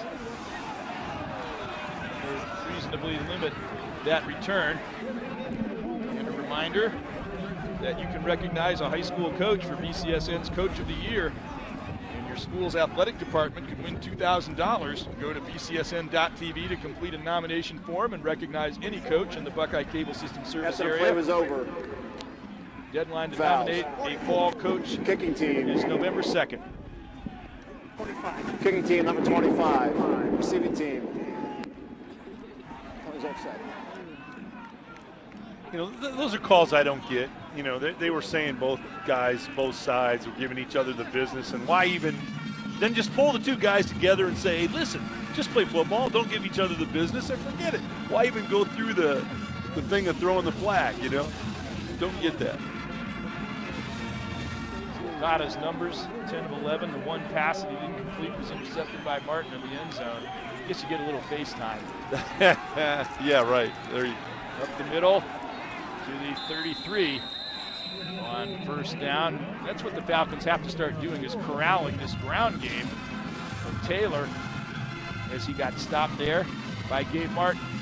Gabe's played a great ball game today and made a key interception when he broke on a route to a tight end. And if the Falcon defense could gain experience and confidence and start promoting and getting 3 and outs with this offense they have, they would be incredible to deal with. They've got at least 4 guys on their defense that were preseason All-MAC. They got talent. There's a pass, and they smell that one out and stop Willoughby in his tracks. Sanford got over to put the final stop on him. Willoughby, he's been really tough, that 6'4" frame, and he's been the leader, like you said, a lot of excellent receivers on the Buffalo offense. Kevin Hughes, Marcus McGill, and Jacob Martinez have all been go-to guys. Well, with the running game that Buffalo's had today with Anthony Taylor, they haven't been in many 3rd and longs, and that's been part of their success. They've got one here, so let's see how they execute that. A little bit of a rush on Licata. He safety valves it off to Hughes, but good pursuit will not allow him to get the first down yardage. 4 guys running to the football. And the Falcons, for the first time since the second drive of the game and Martin's interception, have come up with a stop of the Buffalo offense, and only the second time that they've done it on downs. And that might be the other thing that Coach Baber said to the team at halftime for the Falcons is, hey, give us some 3 and outs. You've seen our offense. You get us a couple 3 and outs, and we're going into the end zone. So I would imagine that was part of the conversation. Drive punt again, similar to the one we saw earlier. I don't know if he's doing that by design. He is. He's gotten a great roll both times. Yeah, no, he is. It's a rugby punt. They move to the side where he can kick it away from the single return man. It's low, it's out of the wind, it goes end over end, it hits the turf. It's really a good special teams play. With that low altitude, you better make sure there's no one around to block it, though. That's why they, and that's exactly the point. That's a salient point. That's why they move it. You know, it's a moving kick like a rugby kick. Ball down on the 22-yard line is where the Falcons will put the ball in play. Now they're going to be trying to take the lead back again. Got several lead changes already in this contest. Apke with a good first half comparatively, but not a great one. That was a finely executed first drive. Downfield pass, right there on the mark to Ronnie Moore, who is starting to become a real game breaker here again. Well, this shows how sophisticated this passing attack is. It was a slant corner, and this ball's thrown before the break. He threw it way out of the break. I mean, you can't defend that. It's a perfectly thrown ball. Skinner broke stride, or he would have had him for a sack before he unloaded, maybe even caused him to fumble it. Pass to Moore, completed. He gets just a yard past the midfield stripe, 2nd and 1. If you watch James's technique in throwing the football, it's a good technique for young quarterbacks to watch. Great passing arc, good transfer of weight from his back foot to his front. He has a nice passing motion. And off to Green, his first carry of the second half is confident. carried the mail in the early part. In that opening drive, he got down to the 44. This Falcon Fast offense comes at you in waves. I mean, it's a constant attack. They just keep attacking you. They stretch you and attack you. Napke again alone in the secondary. Inside screen, and with running room, Ronnie Moore, he seemed to stumble. Still, he got good yardage. I don't believe he quite made the first down marker, however. It'll be another 2nd and 1. Well, this is a sneaky line of scrimmage screen. They had the receiver come right behind the offensive lineman. It was a unique pattern. Green again. He got stuck by Skinner, and then 4 more Buffalo players come piling in. And the official's going to help him up.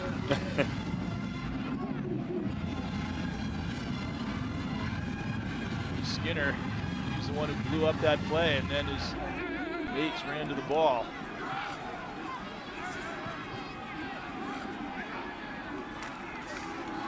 Up the middle to Green. Seemed to have some good forward momentum going, and then he got corralled, but I think he got the first down yardage before he was stopped by Brandon Crawford, who made that big sack earlier. That resulted in a fumble in the recovery by Dubak. This offense is so difficult to defend. They stretch you from sideline to sideline and then attack you right up the middle with Travis Green.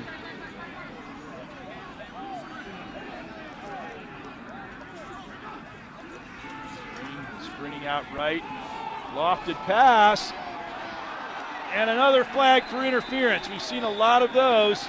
Yep, and it was as number 33 for Buffalo. It appears that Kyril Threats is going to be called for interference against Chris Pullman. Defense, number 33. Stripers are right. It's the right call. They had a little straight middle seam on. Kanapke just lofts it up in the air. The DB lost sight of his receiver that he was covering and was all over him like a wool shirt. You know, he was. I mean, you know, they set up these individual one-on-one matches, and that's why the DBs are grabbing at the receivers. They don't have any help over the top. No question, there was contact before the ball arrived. A good call. The Falcons with 1st and 10 on the Buffalo 18. They're in the red zone. Going for the end zone, and Burbrink had to turn to his other shoulder, and the ball was overthrown. Well, that was a mistake. I'm thinking maybe on Burbrink's part. I think he turned out, and I think initially they wanted to throw in, and then he threw out. It was a touchdown. He was wide open, but one of them communicated the wrong way. Would have had to be a ghost of the post. Yeah, I was thinking. Yeah, Dave Casper. I was thinking the same thing. It was a touchdown. He was wide open. Again, individual matchup, one-on-one. The Falcons are beating Buffalo in those matchups. 2nd and 10. Napke looked right, decides to run, and he just slides to safety at the 13. But that's going to set up a 3rd down and 5 yards to go situation here. This Falcon Fast puts so much pressure on the defense because all the matchups are single one-on-one. All you have to do is beat your man one-on-one. You have no help, and they're getting big plays out of it. They need a big play here. It's deflected and knocked down by Redden. For a moment, it looked like it might have been a candidate to be intercepted, although this Buffalo team hasn't got any interceptions. That could have been the first one. Well, yeah, it was certainly tipped, and the key in defense, if you can't get to the quarterback, then you put your hands up and try and knock the ball down. Tate trying for his 3rd field goal, this one a 31-yarder. The good news, if he makes it, Bowling Green is in the lead. The bad news for the Falcons is it means 3 times they had potential scoring threats where they had to settle for a field goal. But Tate does the job, and the Falcons go ahead 30-28 with 8:07 to go in the 3rd quarter. Falcons have gone back on top of the Bulls 30-28 after they were down at one time 28-17. 2 Tyler Tate field goals that put the Falcons ahead, coupled with that early touchdown. Now Buffalo going to have to get the ball moving again, and I'm sure they'll try to ride the coattails of Anthony Taylor, again, who has played such a big game for them in the first half, getting up near 200 yards. he's such a unique back. He has the power to run in between the tackles and the speed and agility to run the outside zone stretch play. So he is a real weapon.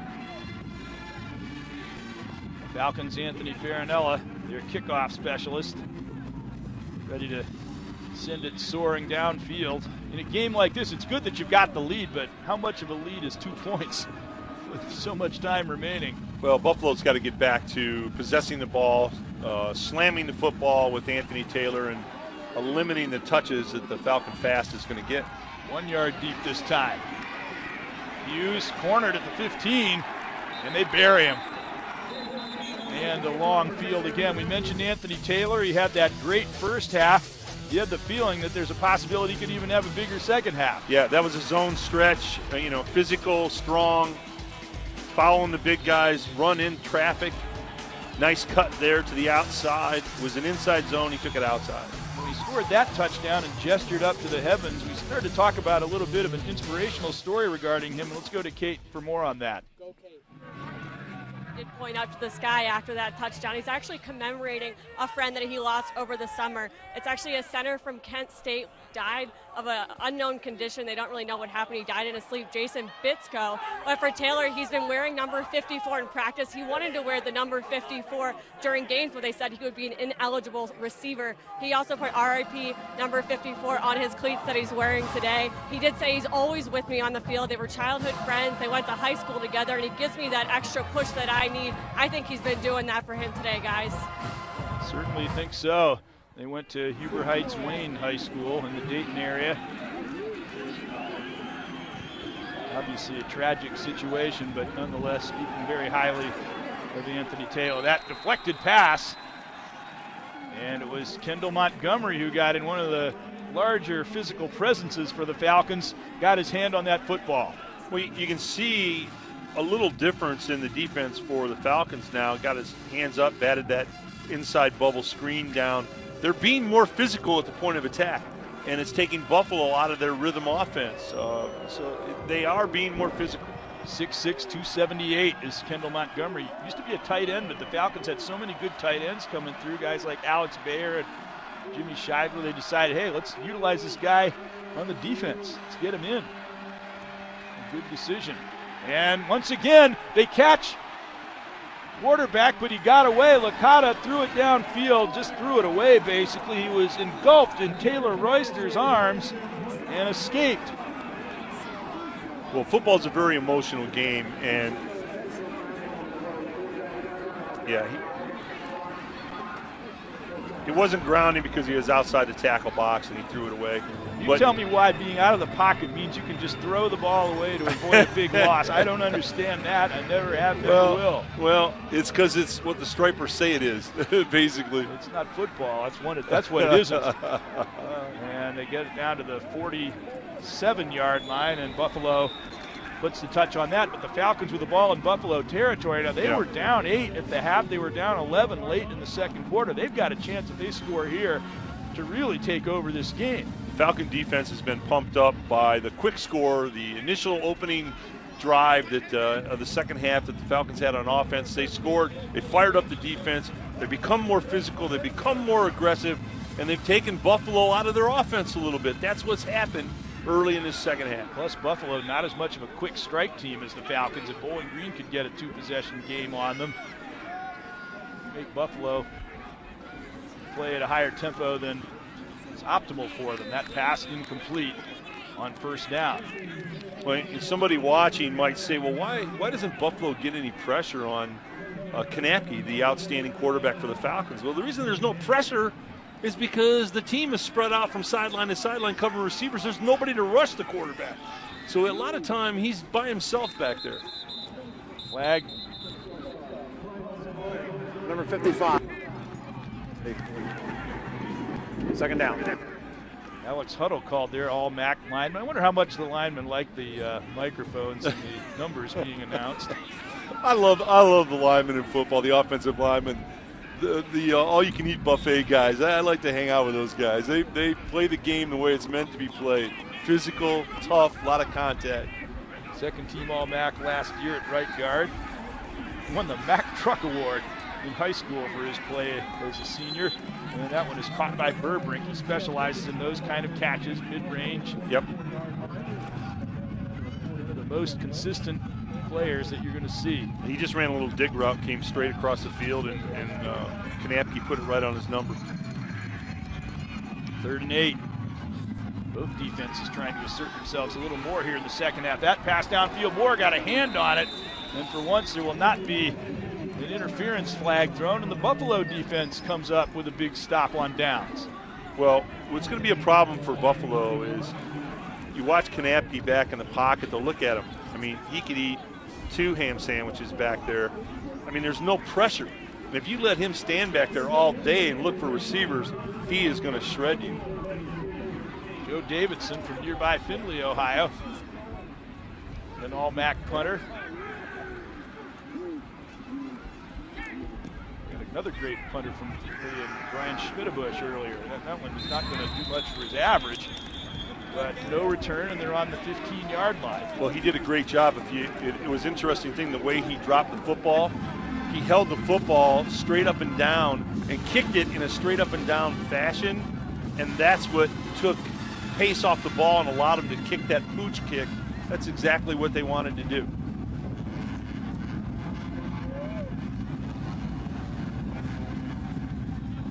So look at the yardage allowed today. Bowling Green way below their average because they haven't faced as many plays, for one thing, but secondly, they're starting to pick it up a little bit here. Taylor shucked off a tackle and got out to the 20. I thought that play was going to be stuffed right at the outset by James Sanford, but Taylor ended up getting 5 yards out of it. A Buffalo player is down. Well, that was an outside zone and good blocking on the right side of the Buffalo line, and Taylor can run that play. There's no question about it. Let's take a break as they continue to attend to the injured player. Bowling Green up by 2. This 6'4", 308-pound offensive lineman. You see he's up and walking fairly comfortably right now, so that's good to see. When you see how much the college game has changed, I mean, big guys that are athletic and agile and that can move, it's really changed the game dramatically. Weren't any 300-pound guys in the pros? No. In fact, when we were coming up. Well, I think in 1986, they had 4 guys that weighed 300 pounds in the entire NFL.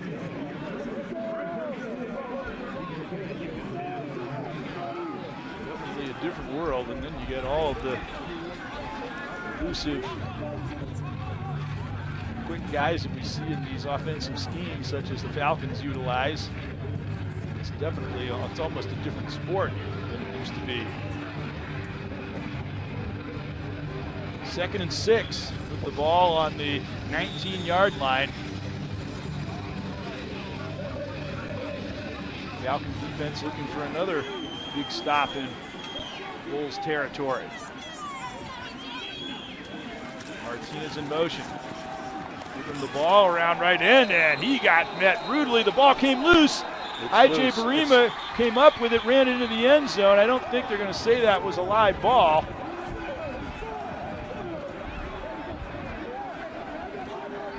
Nonetheless, he got the thrill of running it into the end zone, but they really, really stepped into Martinez.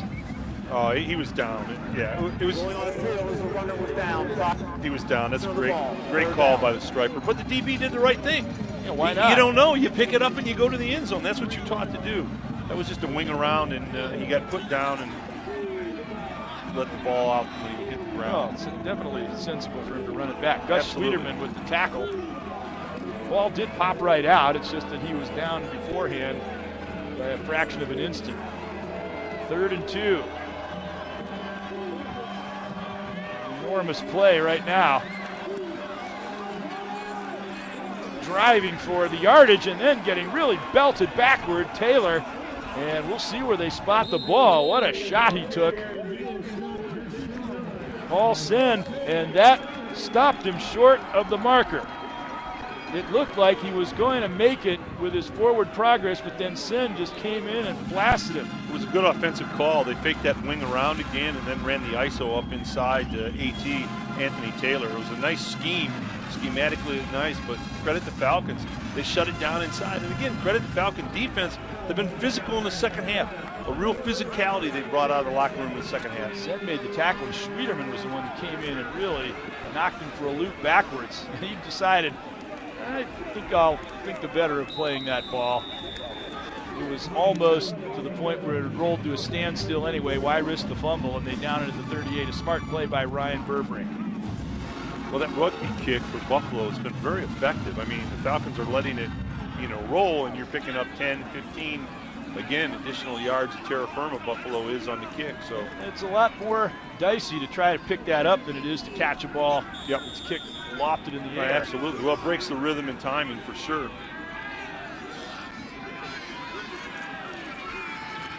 Hand off. Just feeling his way along for a couple of yards. Fred Coppett. It's interesting that the confidence that Bowling Green has with this offense, you can just see it. I mean, all the 11 guys out on the field have a confidence that they're going to score, they're going to move the ball, and they really can't be stopped. You can sense the confidence that they have. Coppett rushed for over 3,000 yards in his high school career, over 3,300 in fact, and his team ended up winning 2 state titles and a national title. Mythical national title, I guess you'd say. And that ball is incomplete. Might have been partially deflected by Andrews Dadabo. Well, that's one of the first bad reads that James Knapke's made today. He went to a sit-down hitch to his wide receiver, and he was covered inside and out. He was double covered. He should have gone off him and gone to another person. James doesn't make many bad reads, but that was one.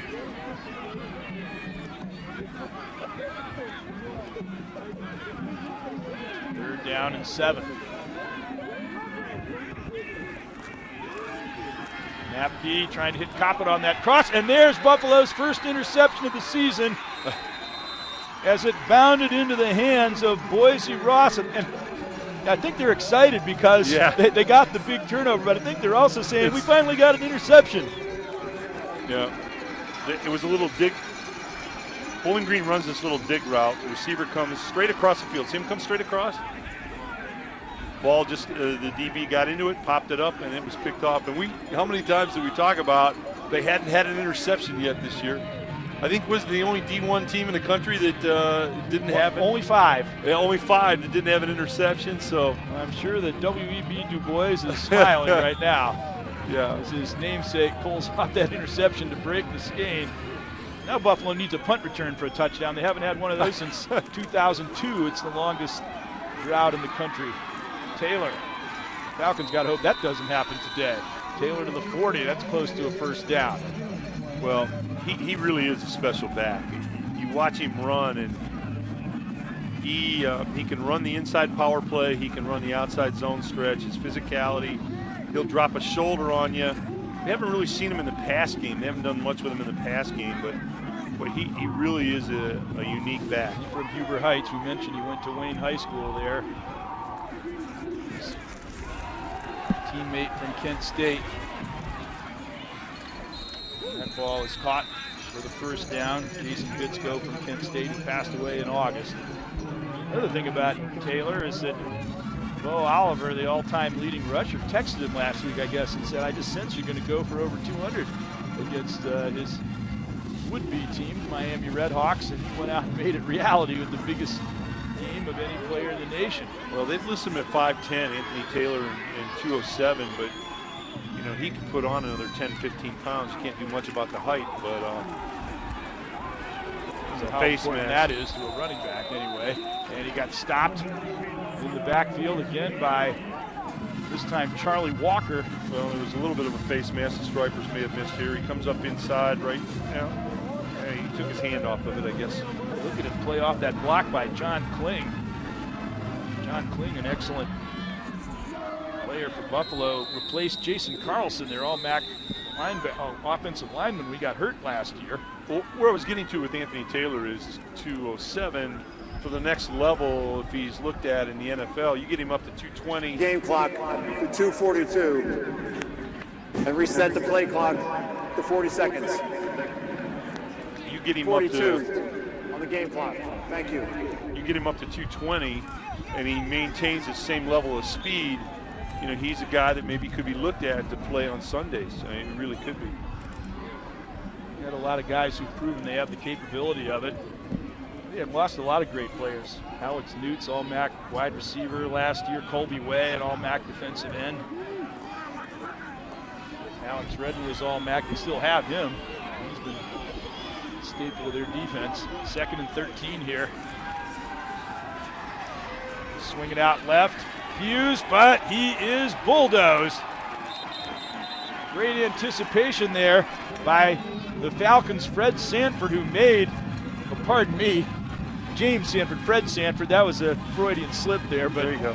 But he was the one who forced that fumble last week against UMass, and he makes another huge play there. This was a film read. They recognized the set, they recognized the screen, and Bowling Green rolled into it. That's film study, and they recognized that immediately.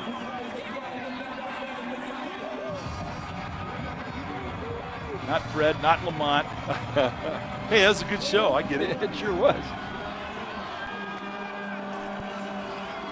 3rd and 20. They go with a draw to Hughes. That's not going to net that many yards in all likelihood. And he goes down at the 40, and it's 4th down, and the Falcon defense has really played a whale of a 3rd quarter.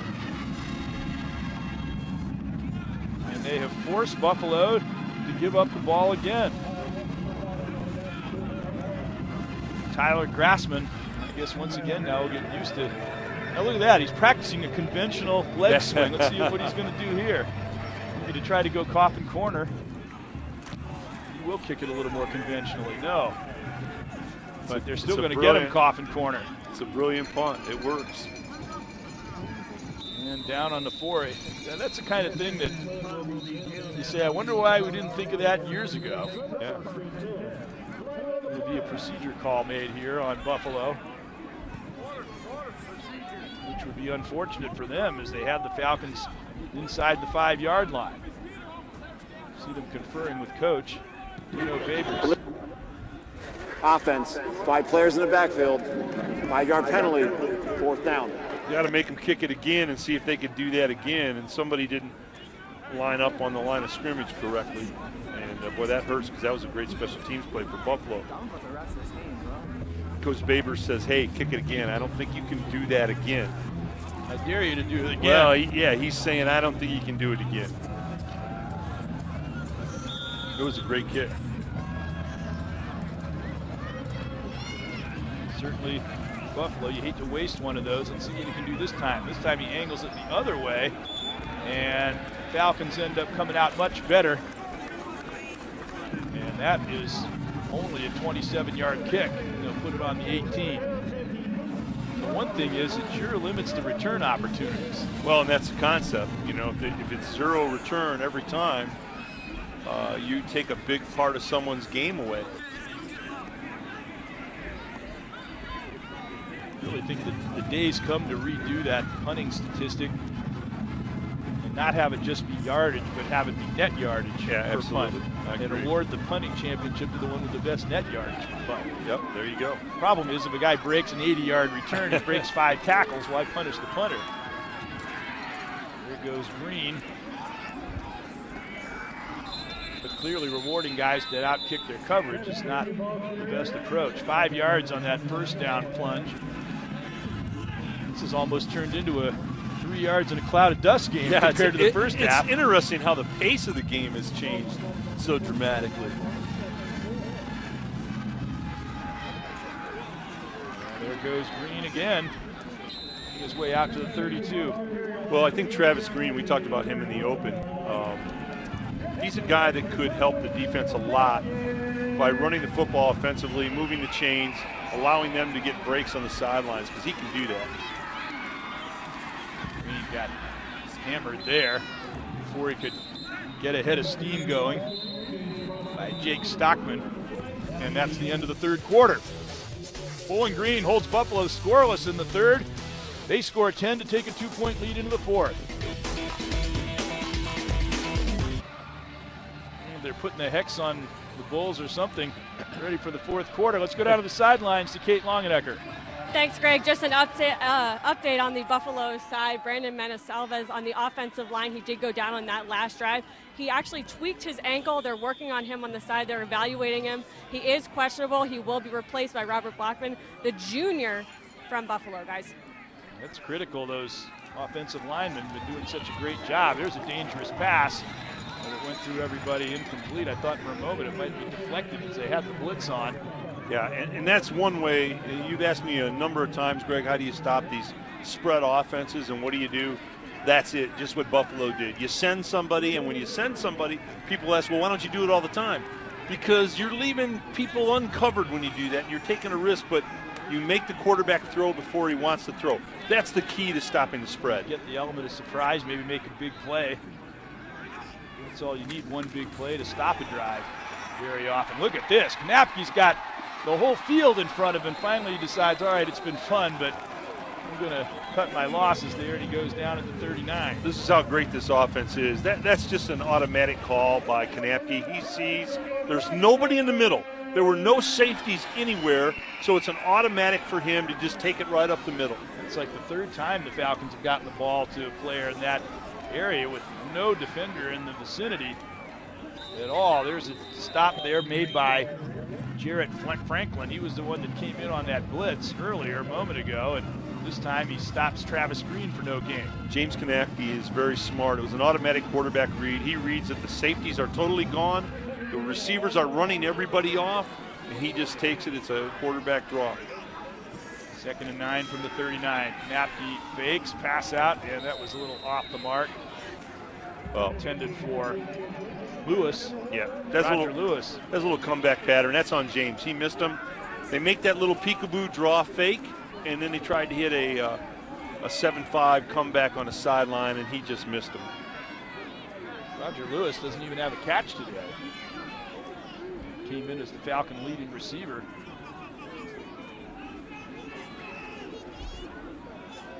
Made up for it, going to the likes of Moore, Green, and Burbrink. Flag down. Another one of those dumps, and nobody anywhere near Travis Green. Look at him go. He is very, very tough to catch in the open field, and he is all the way to the goal line. I don't think he got over, but there was a flag thrown. Yep. But I just mentioned how wide open these guys have been on several occasions. Well, there's another one. The reason the screens are so effective. Little formation. Yeah, you get 5 players in the backfield. 5 yard. Second one of those that has negated a big play. Yeah, they need to get one more person up on the line of scrimmage. They don't have enough. But the reason the screens are so effective, it's a side slip screen, is because there's nobody left. Everybody's spread out. There's nobody left to defend the screen. But that hurts. Coach Babers is saying, listen, we got to get people up on the line of scrimmage that are supposed to be on the line of scrimmage. Well, let's count. There's 11 on each side. There's a quarterback with a ball. You got 11 defenders. How do you run out of defenders? Well, they're spread out all over the field, so when you do throw the screen, there's nobody there. It's just such wide open territory. You're tackling a guy who's a good runner like Travis Green in space. That's tough to do. 3rd and 14 again, wide open space for Knapke. And he, this time, instead of going down, he burrowed his head and got the first down yardage. In fact, the Buffalo player is a lot bigger than him, is down on the ground. Well, that's again an automatic read for him. He sees that the safeties aren't there. The receivers have run everybody off, and that's an excellent call, Greg. He put his head down and got it. Crawford being attended to now. First down Falcons. Let's take a break. 5 lost a collision with 6'2", 220, James Knapke. I think this got hit in the wrong place. He was a little groggy that's there. The helmet to the helmet deal is what people are fearful of in football at any level today. So you always are a little trepidation about that when you see it. And it was accidental. I mean, it just happened. He just was striving for the first down, which he got as a result. Well, James Knapke's changing the play here. He saw something, he's changing the play. Crossing and just behind Roger Lewis, and that was almost, sometimes when you take a long time to get one interception, then all of a sudden you get two really quick, and Ross could have had that one as the ball was behind Lewis. Well, what James saw, and he changed the play, and he was right when he changed it. There was no safety help, so he did a drive slant, and if he would have thrown that in front of the receiver, it was a Falcon touchdown. He made the right call. That's frustrating as a quarterback. He changed the play, made the right call, would have been a touchdown, but he didn't put the ball in there. Be brilliant, but at the end of the day, you got to execute. You got to execute the end of the play. Pass out to Burbrink. He's surrounded and pushed out of bounds at the 27-yard line. Apparently not out of bounds. The clock continues to move. Talk about the comparisons with rugby. In rugby, if you go out of bounds, the ball's turned over to the other team. I wonder what would happen if they tried that in American football. Change the game. Lob to the end zone, and there's premature contact. No, that wasn't interference, and I can tell you exactly why that wasn't interference today. People were complaining because they did hit together, but the Buffalo defensive back turned around, was playing the ball, looking for the ball, and that was incidental contact. Now watch this. It's a go route. They're on the outside. Now watch him get turned around. He's looking for the ball. They both have an opportunity to get it. If he wouldn't have looked for the ball, it would have been interference. It was a sidelining up by Burbrink. Matter of fact, Burbrink hooked an arm around him, quite honestly. Yeah, you could almost have called it either way. Yeah. So here's Tate on for another field goal, which will be big. It will mean that Buffalo will need a touchdown, but it will be the fourth time that a Falcon drive deep in Buffalo territory resulted in a field goal, not a touchdown. We've got a whistle before Prior to the kick, delay game. 5-yard penalty. This will be significant because it will turn this from a 40 to a 45-yard attempt. Well, that really shouldn't happen in this kind of special team situation. Everybody knows who the field goal team is. You know you're kicking it. It's not a fake. You line up and you go do it. You practice it every day. So Coach Babers will not be happy about that. Really won't be happy if his kick misses. Knapp feet a hole. And it's blocked. Well, remember that. If Buffalo is able to come back,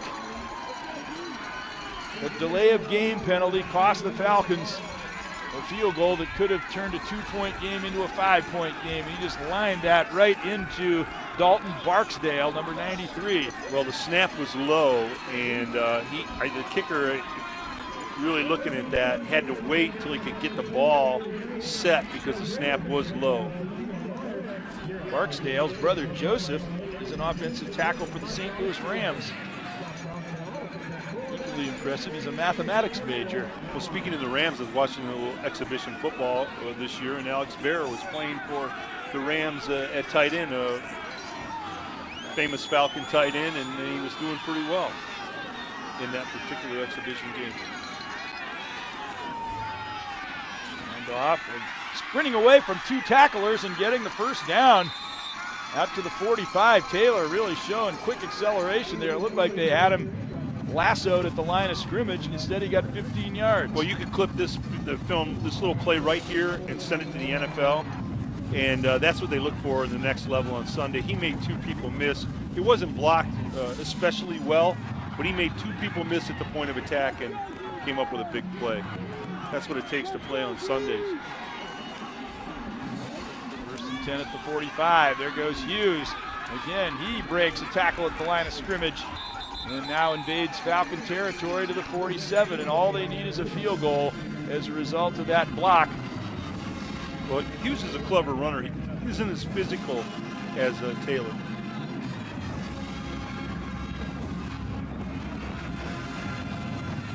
Devin Campbell, with a Devin Hughes and a Devin Campbell on the squad.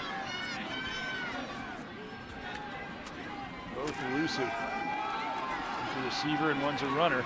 And there goes Campbell again to the 45. It's funny how people in football have been innovators. Sam Weiss, who is a great coach with the Cincinnati Bengals, and he worked for Bill Walsh and learned a lot of his offense from the great Bill Walsh. He really invented this little peekaboo draw, and both teams have been running it, and that was, 25 years ago. He also invented that hurry-up offense that they legislated against. You know what he did? It was called a sugar huddle, and they lined up right on the line of scrimmage. It was a very cool thing. This is an outgrowth of that sort of thing. Yeah, well, it's the same concept. You're exactly right. Sneak for a couple of yards, first down. And the drive continues. Well, this is the type of drive that Coach Quinn with Buffalo wants. He wants to eat clock, use his big offensive line, use his great running game, and then when the Falcons load the box up, he'll let Licata throw the ball. Come to think of it, they tried to legislate against this offense. Yeah, exactly. Every time someone comes up with a good idea, someone tries to legislate against it. 1st and 10 from the 43. This game for first place in the MAC East looks like it's going right down to the wire. Taylor, they got him at the line of scrimmage, but he got away again. And he's down to the 26-yard line before he's tossed out. You will not believe how he makes this first guy miss. There is nothing there. Watch this. Here he comes. Boom, right there. Gabe Martin, a pretty tough guy to shake off. Wow, that's a great run. I mean, that is just flat out a great run. I.J. Brima finally on the stop. You know, that's really what the great backs do. You cannot block everybody on the running plays. You know, ideally when they draw it up on the board, you show everybody block, but it doesn't go that way. And you must make people miss at the point of attack.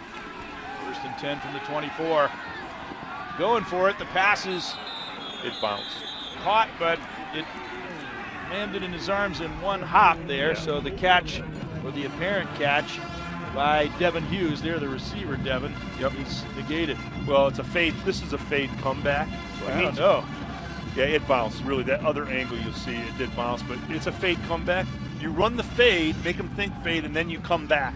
It's a great route, but Joe threw it not the way he wanted to. It was wide open. From that angle, it looked like at least it should have been caught. Yeah, oh, well, it did. He couldn't get back to it fast enough. 2nd and 10. Up the middle. Zipped right into the arms of his receiver Martinez, and that will move the chains. In Buffalo, we saw at the start that they've been 80% conversion in the red zone, and they're in the red zone again. Great throw by Licata. Watch him step into this throw. Boom! It's a fastball. He knows he's got to put a lot on it because there are a lot of orange jerseys around his receiver. Great throw by Licata. Very agile on his feet. Sets his feet well, but he's moving.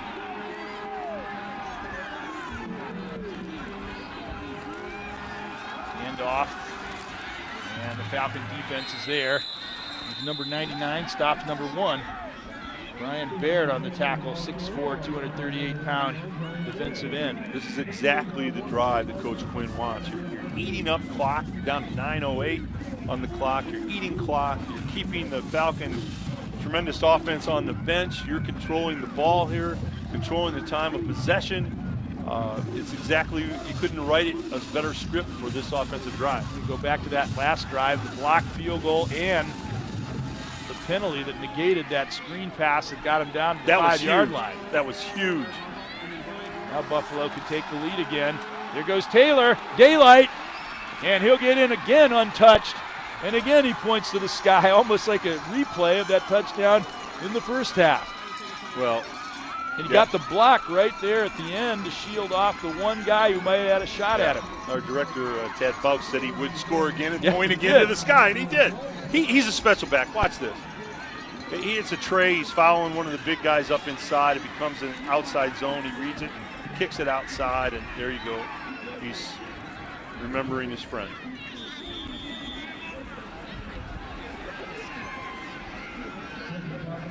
Buffalo up 34-30. Chance to make it 35. And they do. So the Falcons, well, they got plenty of time with their offense, but they've got to score another touchdown to win this football game.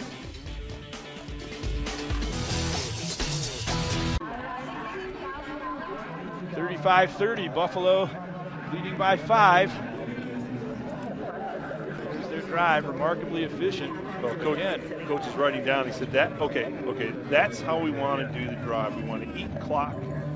slam the football and keep that Falcon offense on the bench. He's writing it down. He said, yeah, that's how you do it. Bears repeating, since Jeff Quinn came in, Buffalo was the bottom of the MAC. Every year they incrementally improved to the point that last year they were 8-5. They made a bowl game. That's exactly what the Falcons did under Dave Clawson the year before they won the MAC championship. Buffalo is a team, I think, that could, even though they were only picked 4th, could legitimately aspire to a MAC championship, especially if they happen to win today's game. Vote today for BCSN's Battle of the High School Marching Bands contest. 7 bands are competing for the 2014 title and $1,000. Visit bcsn.tv. Voting ends October 12th. You know, back to your point, I think it was such a strong point, Greg, about the penalty. What do penalties mean to you in a football game? You took away that side slip screen that the Falcons ran so well, and again, the whole game paradigm changes again. That was a huge penalty. It was another time where they would have had to settle for a field goal instead of a touchdown, and then they didn't even get the field goal. And now they're down by 5. Draw play to Green. Have a feeling they're not through offensively, though, in this game. Lester drags him out of bounds with help from Tedroy Lynch, number 92. Another interesting thing is we were wondering, should they go for 2 earlier or 1, and they went for the 1, and now if they had gone for 2 and missed, 6 would only tie, but now 6 would win it for them. Here is the ball just thrown into the ground. And he had a receiver in the vicinity anyway. But Now when you want to talk about intentional, not, you know, when you don't even make the attempt to complete the pass, even though the receiver was in the area. Now that one I'll agree with you on. That really is. That's a different horse of a different color right there. And he does it again. As is that one. Now, was there a receiver in the area that time? Well, they were a couple of linemen around. They were going to run a middle screen, and there supposedly was a back there, but you could make a strong case for your intentional grounding. Yeah. You take intentional grounding out of the game, and you. Yeah. Well, watch this now. All right, where's 8? Is he really trying to throw him the ball? Absolutely not. That really should be intentional grounding. Totally against the whole principle of football to allow that. Napke, and they surround him, and the potent Falcon offense goes nowhere. 2 basically grounded balls, and the quarterback getting flushed out of the pocket and stopped for a 3-yard gain, and it's 3 and out. Well, James had 2 throwaways literally on that series. The plays were covered, and he smartly threw it away, but he also got his knee or ankle tweaked there, I think, when they took him down. If you constantly allow teams to avoid big losses, Yeah, just by spiking the ball, like you're changing the whole paradigm of the sport. Well, it's not fair to the defense. It really isn't. You're not giving them a fair opportunity. Soaring punt by Davidson. And fair catch by Martinez at the 21. The Falcons, hopefully, Napke is all right. They really need him for this stretch drive. Martinez there. Mentioned he had a career game last week with 8 receptions. They already had 3 really good receivers, and now they have the emergence of a 4th major target. He was a quarterback in high school.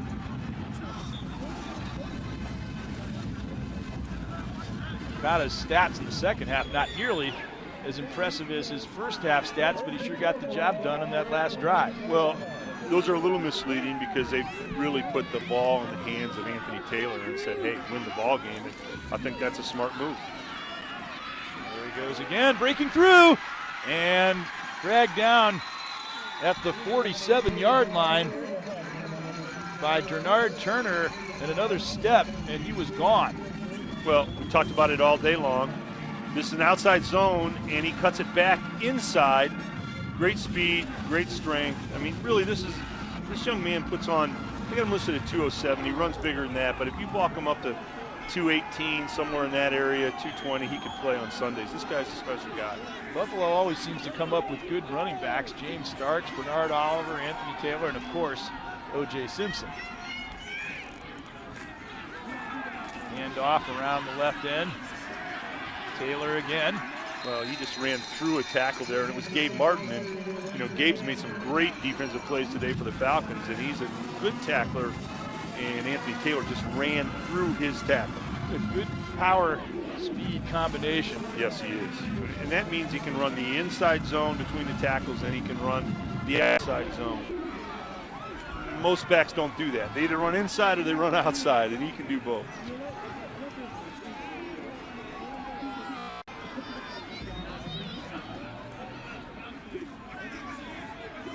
Entering the final quarter, he got 113 yards. And added significantly to that. Anthony Taylor's doing this. I mean, the big guys up front for Buffalo, I want to tell you what, you get a look at some of them there. They have really done the job. This is a tremendous offensive line. They come off the ball in unison. They block for Taylor very, very well. This is, you get a look at them right across the board. 67, 71, 74, 70, the tight end 89. These guys are terrific. And they're experienced, which is another big factor. Trying to turn the corner, and Campbell not able to do it back at the 39. And with all that experience in such key positions, an excellent quarterback, a great runner in that line, you almost get the sense that this game is going to have championship implications. What happens in the next 5.5 minutes here? Yeah, Coach Quinn's come in with a great game plan today. Time of possession, limit the number of snaps that the Falcons get, and a sledgehammer running game with an accurate passing quarterback when you need to throw, and it's been a great game plan. 2nd and 13, Falcons needed that big play on first down. Okada, the fade, and getting Great a hand play. up to knock it down. Will Watson. Will did a great job that time, and the reason he did it so well, that fade that Buffalo has thrown so well, was the same one. You get it up top, up high, thrown well. See him get his head turned around?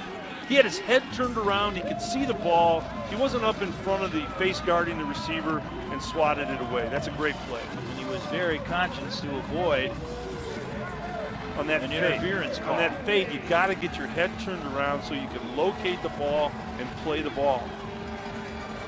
He turned a fumble recovery 37 yards for a touchdown last year at Eastern Michigan. His first career touchdown, Watson did. 3rd and 13. They go back to their bread and butter man, and Taylor makes it happen again. Well, you know, Bowling Green thought they were going to pass. Buffalo was going to pass. Buffalo crossed him up with a great call.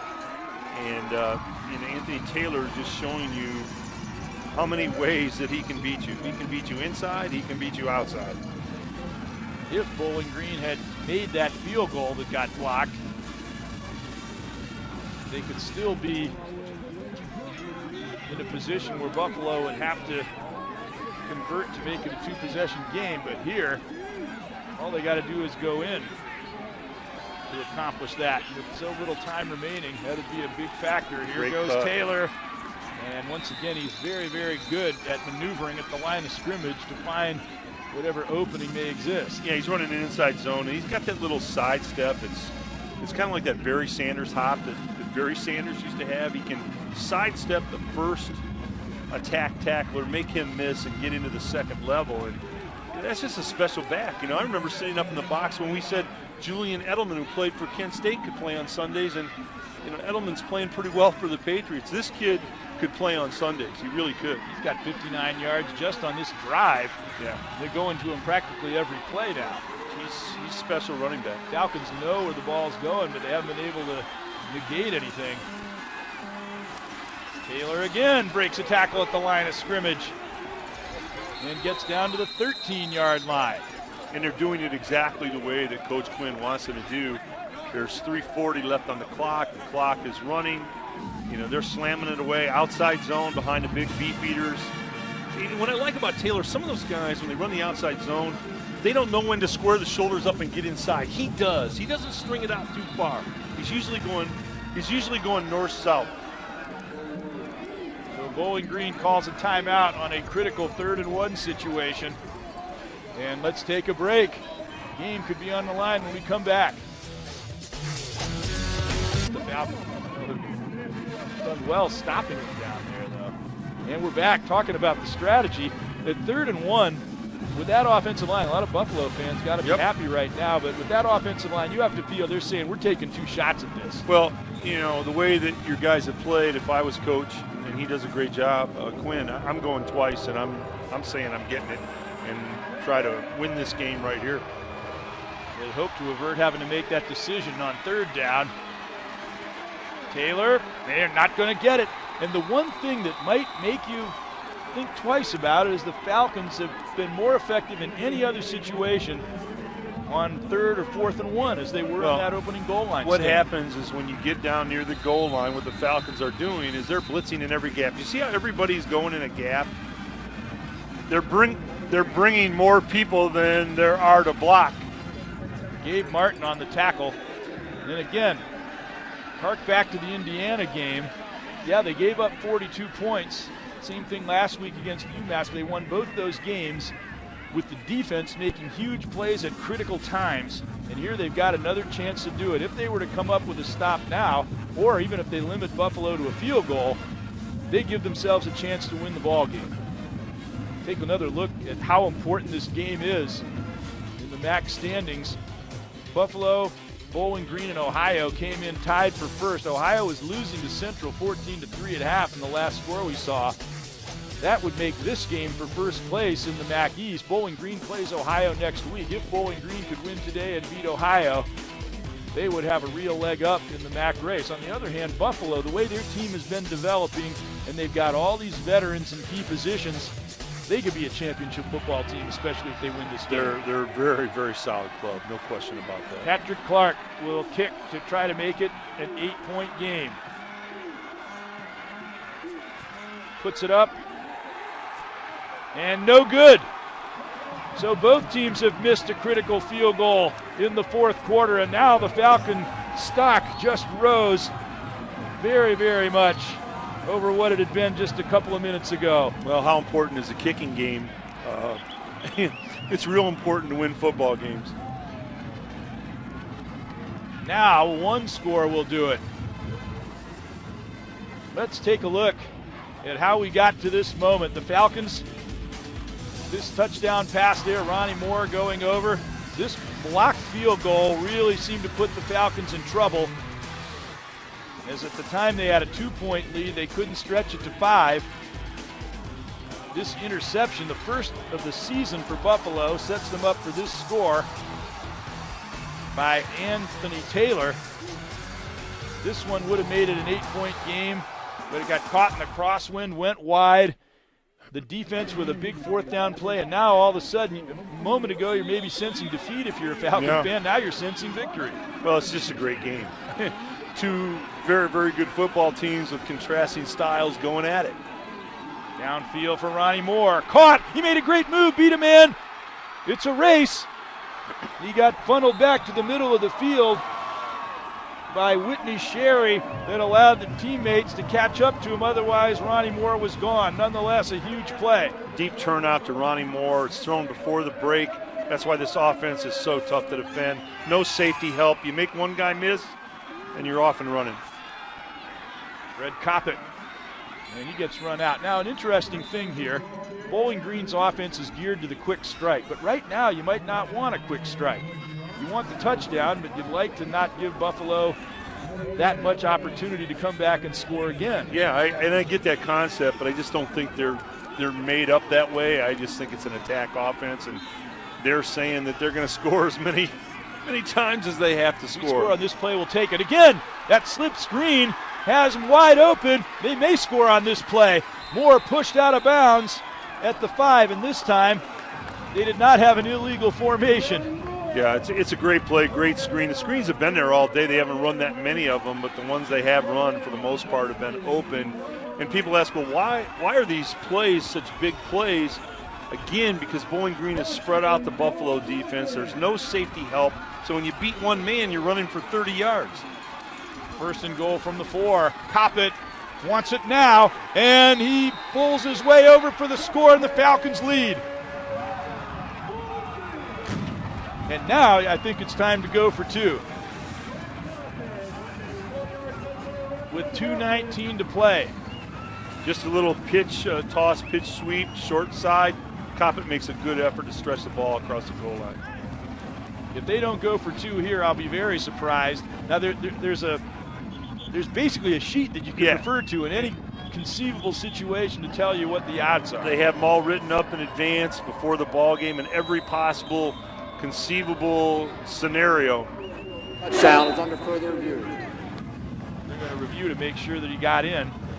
They're definitely going to go for it. It makes no sense to kick an extra point to make it a 2-point lead instead of 1 at this stage. Let's look and see if he got in. All right.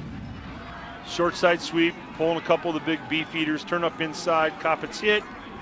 Oh, he's in. Got to say touchdown. Yeah, that's it. I don't think his knee didn't even hit because he was on his back. Yep.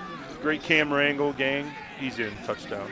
And the official's right there on it, right in front of him. And again, now if by some quirk this was overruled, again, it would show that thing about it has to be definitive is out the window. Yeah. There's no way. You might say that I don't see how you can say that he didn't make it, but if you are to say that, it wouldn't be because of any kind of definitive proof. Yeah, it's a touchdown. Watch it again. Short side sweep. Yep. There you go. Faith in the concept. System justified. works. System works. Short side sweep, turn in, good effort. Good block there. Good block. And touchdown. That's the kind of thing you might as well challenge it at this stage of the game. Sure, absolutely. This is really big. If they get this conversion, then Buffalo will need a field goal to tie the game instead of to win the game. Well, if I was Buffalo, I'd sell out on a blitz here, and I'd bring the house plus the trailer and the pickup truck. I mean, you've got to destroy the rhythm of Kanapke. You can't let him just stand back there and look. I mean, he's too good. Come get him. Bring everybody. Throw everything but the kitchen sink and throw him in the sink too. Battle for the ball, real dogfight in the end zone, and broken up by Boise Ross. And Buffalo, even though they're down, they have renewed hope here. It was a fade, but what the Buffalo defender did is he got his head turned around, and he was playing the ball. And what people forget is the DB has the same right to the football when it's in the air as the offensive receiver. People tend to forget that sometimes. And as long as you get your head turned around and you're going for the ball, they're not going to call interference. Well, that was an immense play there for Buffalo because now all they have to do is get in field goal range to win this. When Buffalo played Bowling Green, the last time Buffalo won here, as we see the drive, 45 seconds to go 80 yards. That's a typical Falcon drive. Bowling Green was down by 2, and they missed a very makeable field goal that could have won the game for them in the final seconds. They lost 28-26. We could have a similar scenario here going the other way. Well, you see Coach Babers on the sideline. I love his confidence. He's got that.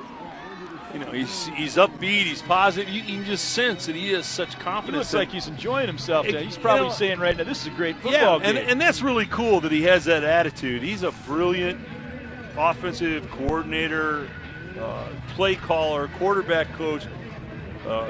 What he's running here at Bowling Green is very esoteric. It's very special. He was smiling when he was down 8 at halftime. Fielded at the 10. All the kicks going the other way. We're getting to the end zone. Here we go. Campbell breaking it past midfield, and that is huge for Buffalo. And now Buffalo is the kind of team where I think clock management is going to be something they're going to have uppermost in their minds. They do not want to score too early and give this Falcon defense a late chance. This is a great return, middle return, then he breaks it outside. Nice job. If the Falcons do lose this ball game, they're going to look back at special teams and say, oh boy, the blocked field goal, this return, and then the penalty on the slip screen that cost them a huge play.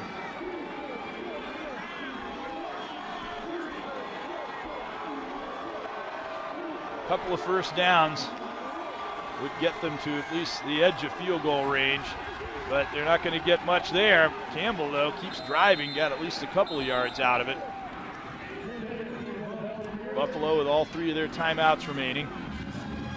Well, there might be something wrong with Taylor. He tried to go into the game, and I saw them hold him back on the sideline. And boy, you'd think you'd want, there he is, you'd think you'd want him in the game. So, he got him up in the air. That was very fortunate for Devin Hughes that he didn't get drilled by Paul Sen, but he was able to land before he absorbed the hit.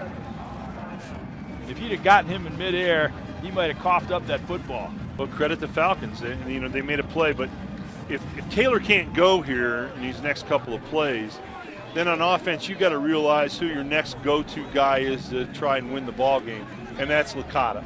So you got to put the ball in his hands and hope that he can make a play for you. They're on the 46. If they get 20 more yards, it would be a 43-yard kick. In this win, that, as we saw in Buffalo's last field goal attempt, is anything but a sure thing. Yeah, he's not coming in. Taylor's out, so that's, he's played a great game. He must have tweaked something. He's out. Must have really tweaked it to be out in this situation. But you really have to realize now that you've got to put the ball in Licata's hands and have him make a play, because he's your next guy. He's your go-to guy. 3rd and 8. To get some pressure on him, the pass out, overthrown as he was going for Willoughby, and now the Falcons are one stop away from winning this football game, apparently. Well, credit the Falcons. They blitzed. They hurried Licata a little bit, and that was a deep turnout route, and he had him open. He just didn't have the time to set his feet and follow through because he was open. I feel like it's 2008 again. Buffalo is driving. The Falcons are trying to hold them off. Let's see if there's a different result than we had that night. I think the Falcons will bring pressure again. You want to pressure Licata. Don't let him stand back there. They didn't the last time, and it helped disrupt the throw. This time he has time, but it's knocked down. It doesn't matter whether it was intercepted. The ball turned over. He was hit just as he was trying to throw. And you see there, Nigel Ballou making the big play, and they loft him up. Yeah, great play by the Falcon defense, great stand. I think Joe Licata, when he looks back at this tape, he's done a great job today. He could have run for the first down here. He had wide open territory. He could have taken off and run for it, but he tried to squeeze it in. And now Falcon. He was bodied as he tried to throw. Had he taken off with it, he would have been able to avoid that contact. Yeah, and now Falcon fast must be Falcon slow. Yeah. There's no Falcon. There's Coach Babers. He's saying, okay, this is one time we can go Falcon slow. We're going to slow it down. We're going to eat the 128 on the clock and get out of here with a huge win over a good football team. We don't need any more points. It's Falcon slow now. They'd like one more first down. That would really salt it. Buffalo still has 2 timeouts. Flag thrown. They stop Travis Green just a couple of yards. Personal foul. Low to the head. Defense number 10. Oh, that was first down. An awful penalty to take at this point for Buffalo. Maybe out of frustration, but that really diminishes Buffalo's fading hopes even further. Buffalo. Boy, that's talk about a teachable moment in a game. I mean, you can't lose your head and do something that hurts your team like that, and that's a real teachable moment. A bitter teachable moment. Yeah. They still have 2 timeouts.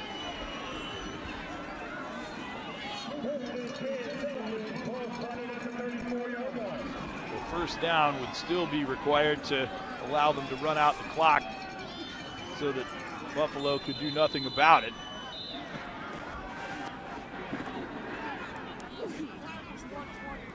And I think they're having an issue with the clock right now. Buffalo had requested, after the last play, please reset the game clock to 1 minute 20 seconds. But now they've given up a first down and they're down to 1 timeout. That was really not an intelligent play to make there, No. that personal foul. No, hurt your team, and you never want to do that. What you've seen today is 2 very good football teams with contrasting styles that are going to go on and be good football teams the rest of the year. Buffalo's a very, very solid club. Great coach, good team, really good team. I have a really strong sense that people are going to look back on this game at the end of the year and say it was a real major factor in the divisional race. And the Falcon offense is what it is. I mean, it's tough to defend. Victory tonight, the Falcons would be in a position where if they could knock off Ohio next week on the road, they'd really have their fate in their own hands.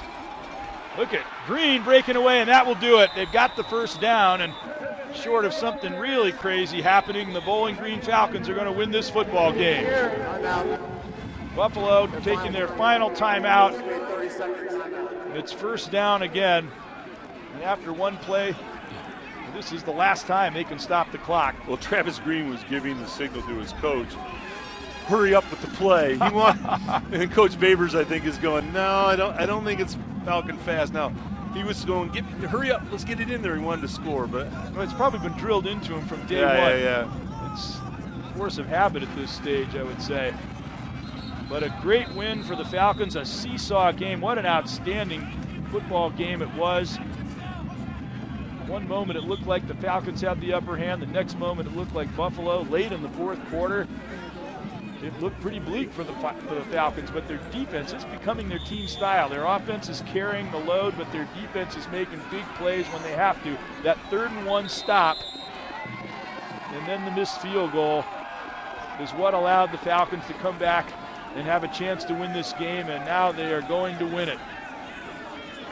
Buffalo cannot stop the clock. It's only 2nd down and anything short of Joe Pisarcik, and Bowling Green has won this game. Philadelphia Eagles. Oh, my. And after a lot of questions when the Falcons lost their opener to Western Kentucky, they were blown out of that game. Many people felt that they would win that the way Wisconsin handled them. All of a sudden, and I think there were even some people who were thinking, boy, what have we gotten ourselves into with this new system? Now there's a lot of believers in it, I think. Well, it's a great system. I mean, offensively, they're going to score points on everybody. I thought Buffalo had the perfect plan to disrupt Falcon fast, and that is to dominate the time of possession, which they did. They slammed the football. They had a great running effort by Taylor. It was the right plan, but it came down to it. They still came up a point short. Buffalo really threw the gauntlet down with that 10-minute boss drive at the start of the game.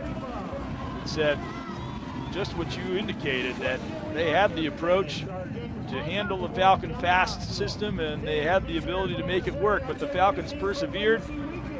Can't say enough about their defense. It once again came up with the pivotal play that allowed their team to win. And talk about unsung heroes on this football team. Yeah, and maybe the defense is understanding that maybe they're not going to be great statistically, I mean, they've been a rough statistic, but maybe they're understanding that maybe we don't have to be great statistically, but if we can make appropriate stops at key times, like they did today, Gabe Martin's play and a couple other 3-and-outs and good stops on the goal line, as good as the offense is, well, they'll be okay, and maybe they're starting to figure that out. They got a lot of veterans who've been on championship teams.